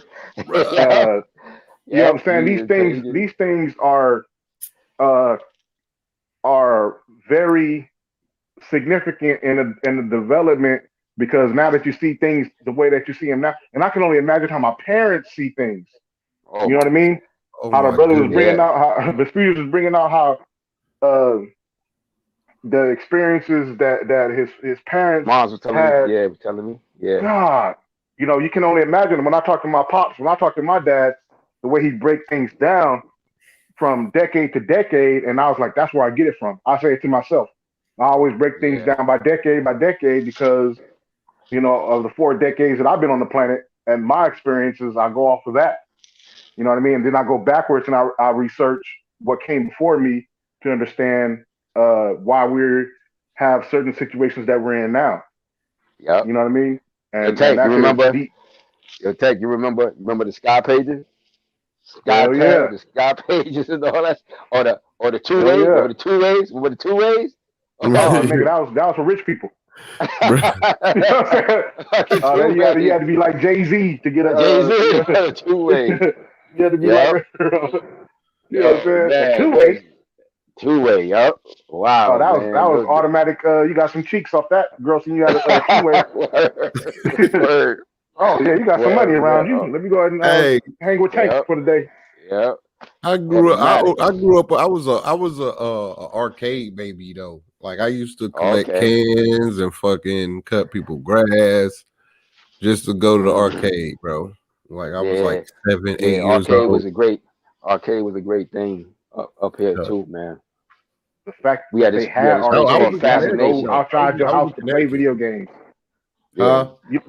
The fact that we had to have arcades because the only way to play video games you had to go outside of your house. You had to go outside your house. It'd be like 20 people there. We had a big place up here called Fascination, man. It was amazing. I mean, arcade. All the kids used to go there. We used to go to putt golfing games. Then Centipede came out and that's my Kongs and all this other shit. I love Centipede. It changed the game. I used to play Street Fighter 2. By the time Mario Brothers came out, that shit was like a new wow, you can go. There's different levels, and it's like because remember Mario started out on Donkey Kong and shit. Mm-hmm. Yeah. Donkey Kong. Generic ass Mario and shit. And once he had his own game, it was like there's a whole world. Whole world. Him and his brother Luigi. Man, you got a brother Luigi. That's player 2 though. Yeah, player 2. Luigi and shit. Let me show you how to get these extra men. What you do is you wait for that motherfucking turtle. That turtle, whatever that shit is, coming way down way. Then you stop him on that last, on the third to the last step down, just in case you miss him. But you want to keep hopping. And you can get all these points and get extra men. Right. Oh, see, I was too young to be able to do that. Right. So I just liked him too when he said that shit. Hopping. Yeah, Yep. Yeah, man. Those are the days, man. Hey, y'all remember the remote control cars with the cords? no. Yeah. Let me tell you, bro. Look, the remote control car with the cords are reserved for pole niggas, right? Why did all my male cousins, bro, have the ones with the goddamn antenna, and then here comes Tank. I gotta follow my car around and shit. You can't get too far away, nigga, like a dog on the leash. So it was somebody in your family. Took my shit right away. They had a cordless remote control car. The cordless joint. My little brother had that shit. My shit had a cord. I ain't never had no cordless remote control car. Yeah, my brother, he had the cordless and shit. My pops got that shit from Radio Shack. I thought he was mad as all hell. Like, man, hell no. Radio Shack. Shit. I Hey, remember that shit back in the day. it was look, I grew up hella poor, bro. Like we used to shop at like the flea market and shit. You know what I'm saying? Like we used to get all the shit from the flea market. Yeah. You know what I mean? Yeah, Like this shit out here too. It was just yeah. everywhere. Flea markets was everywhere. When niggas had goddamn PlayStations, I had Super Nintendo and shit. You feel me? Oh, well, it's baby steps. You know what I'm saying? I was the same way. Yeah. Uh-huh. Hey, Yeah. like I'm like Yeah. that now. Damn, Johnny, you got that again? I'm like Yeah. that now. Like I barely got my Xbox One like a year ago. That's what I watch my shit on. Like I watch the barbershop. I watch everything through my YouTube app on my thing on my Xbox. I don't even play. I don't even use it for games. I use Oh, it for Yeah, okay. like that shit's like an entertainment system, bro. Amazon Prime's on there. My YouTube, my Oh, okay. Hulu, HBO Max, Oh, okay. So you internet. got everything on there? Yeah. Yeah, everything's on the Xbox One. You just you know you just use your Yeah, controller to I never. operate it. Yeah, like my sons and them. He got those. They got those box. He got those boxes, and him and my older sons. They got those boxes. Um, I never really could. Once it got like, I never could get into it like heavy like that. I do it for a little while, but then I would lose interest. Like mostly I only like the boxing games and the basketball games. I would play Oh yeah. time. You Yeah, know, my cousins and them, they into that heavy shit. They older than me. They was into that shit heavy. You Yeah. know, that's why. That's why it's yeah, so beautiful that they have all these. It's like a little computer, like it's like a little. You use it for apps. You know what I'm saying? yeah, yeah. Cause I know my son, he be Like I using said, his. I don't know. He be watching the I don't know fights. the He last be time I watching played a stuff. game. Yeah, See, he be doing the same thing you do. My son, he Disney do a Plus. I lot was of the gonna same thing say you do. we was talking about Falcon and the Winter Soldier. That's on my Disney Plus, which is on my. I watch that shit right here on my Xbox, on my TV. Mm-hmm. I got that shit on Fire Stick. And well, that's what I Okay, go to when I want to see my fights. You know what I'm saying? And my I pay-per-view got that stuff. on. I got that on my Android box. See, you Oh, got an Android box. I got the, and I Yeah, know that's what more the East Coast. A lot of I people got got the Android Android. boxes. Because I got a I brother got. who moved from California to. They live in Georgia. Him and his wife and my four goddaughters live in Georgia. Mm-hmm. And when I tell him, oh man, I got the he like, what you got? I got the Fire Stick with the Wooty Wop, and you know what I'm saying, so I can get all the pay-per-views and Mm-hmm. whatever, whatnot. You know what I'm saying? I just pay monthly. You know, I pay monthly, and I get the fights. I get the this and I get. And he's like, well, I got the Android box. I'm like, okay, Android whatever box. that is, Yeah. whatever that means. Yes. Yeah. Similar. you know, It's the same thing. They use the same. Basically, they're using like the same similar type of system. But the Right. difference with the Android box, particularly up here in New York, it could work a little better because the Android the Amazon stick, the Fire Stick, that's Amazon. Amazon, big ass company. They taking a loss when people be getting their joints hooked up like that so they can see everything. So they was investing into trying to. They used to have this thing like called a bullet. They would shoot through on the cable up here when people would get their box zapped. You seeing all the channels for free. And then the cable company, I guess they were losing so much money, they start shooting like the bullets through to cut them off.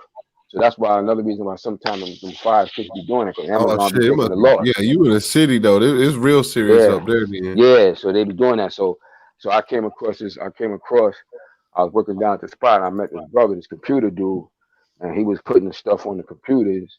He was putting the Cody stuff on the Yeah. computers. And then he got into that shit with the Android box. He was doing the Fire Stick. He was like, nah, it's too much. He said it's too much hassle with the Fire Stick. So he started doing that, and I haven't had a problem since. And I've been shit. It's been like 45 years with this. I have no problem with it. I see everything I need to see. I don't even see. I can't even watch everything on that shit. There's too many channels on. There's too much. There's too much everything on there. I just watch I want. What I want. But it literally got too much stuff. Like if I would literally not be able to leave the house if I tried to watch everything. You know? That's crazy, bro. Yeah, it's ridiculous. That's There's so crazy. much stuff. I'm listening to the because I've always wanted to go, but I have never been to New York. So Mm-hmm. I didn't New Jersey, none of that. You know, the first like the only place I've been that far east, like I said, was D.C., Virginia, and Maryland for my sister's graduation from Howard University. Yeah, I've been to Uh, all three of those. and we have to start teaching our kids ESG. coding. They have free classes for on coding. Oh Oh yeah, damn, that Johnny, coding thing. you ain't lying, brother. I probably need to take some of them shits myself. As well. Um, I used to live on Fort Bell Century in Brooklyn, New York. That's right. I need to get. Oh yeah, yeah. I need to get out there. We need to go out there, JT. You know what I'm saying? I got a. You know what I'm saying? Little. Yeah, I ain't gonna say it online because I forgot I was on Yeah. live. But Uh-huh. you know what I'm saying? I got lady friend out there. I got some Yeah. peoples out there that I can go visit. You know what I mean? And Yeah, and what I and like I about know it the too, street because the was out stick, there. yeah, because the stick, like with the Android box, you can take it anywhere. As long as you got Wi-Fi, you good money. You go anywhere, literally. But As long hey, as you got yo, I'm about to go Wi-Fi, to bed. you can see All right, hustler. everything. I'm gonna let y'all. Yeah, I got to take All care right, of some King. stuff too. But Peace. yeah, I'm Yeah, about to get yeah, up off brothers, here man. I too. appreciate y'all It was great. I caught y'all building with late, your brother, but man, on this it freestyle. turned into something great. Yes, sir. On this freestyle day, man. I appreciate y'all kicking it. We gonna Yo, do some more no doubt. organized lives soon, man. I Yeah, hope because I y'all got be your able to pages. I got all your pages now. I appreciate. Yeah, followed your pages. I followed your pages yes, now, so sir. I could reach out to you All right, for King. Be sure. safe out there, yo. Yeah. Yo, you too, All right, man. bro. Y'all stay up, man. Great, For sure. great conversating with y'all again, man. I look forward For to the sure, next bro. time. Already. All right. Indeed. Johnny, social Johnny, salute y'all. Yes, sir. All right, Johnny. We gonna link up, man. Give me a. I'm gonna call you right now, JT, on my phone. Um, uh, when I get off the live. Um, yeah, but anybody that's watching this on the replay or whatnot, yeah, we just wanted to chop it up and build with the brothers, real quick. Um, and it turned out to be a live, you know what I mean, and a long live at that, a 3 hour live. Uh, as my brother Fred Harthon always say, we were just talking shit, swallowing spit, you know what I mean, for the whole time. But please do stay tuned for the next book reading. I got a couple books that I do want to get into reading pretty soon here, um, as well as follow my other pages, um, i.e., TV and Movie Talk, and the Sweet Science Examiner, where we're going to be bringing you some content from those as well. But until the next time, peace.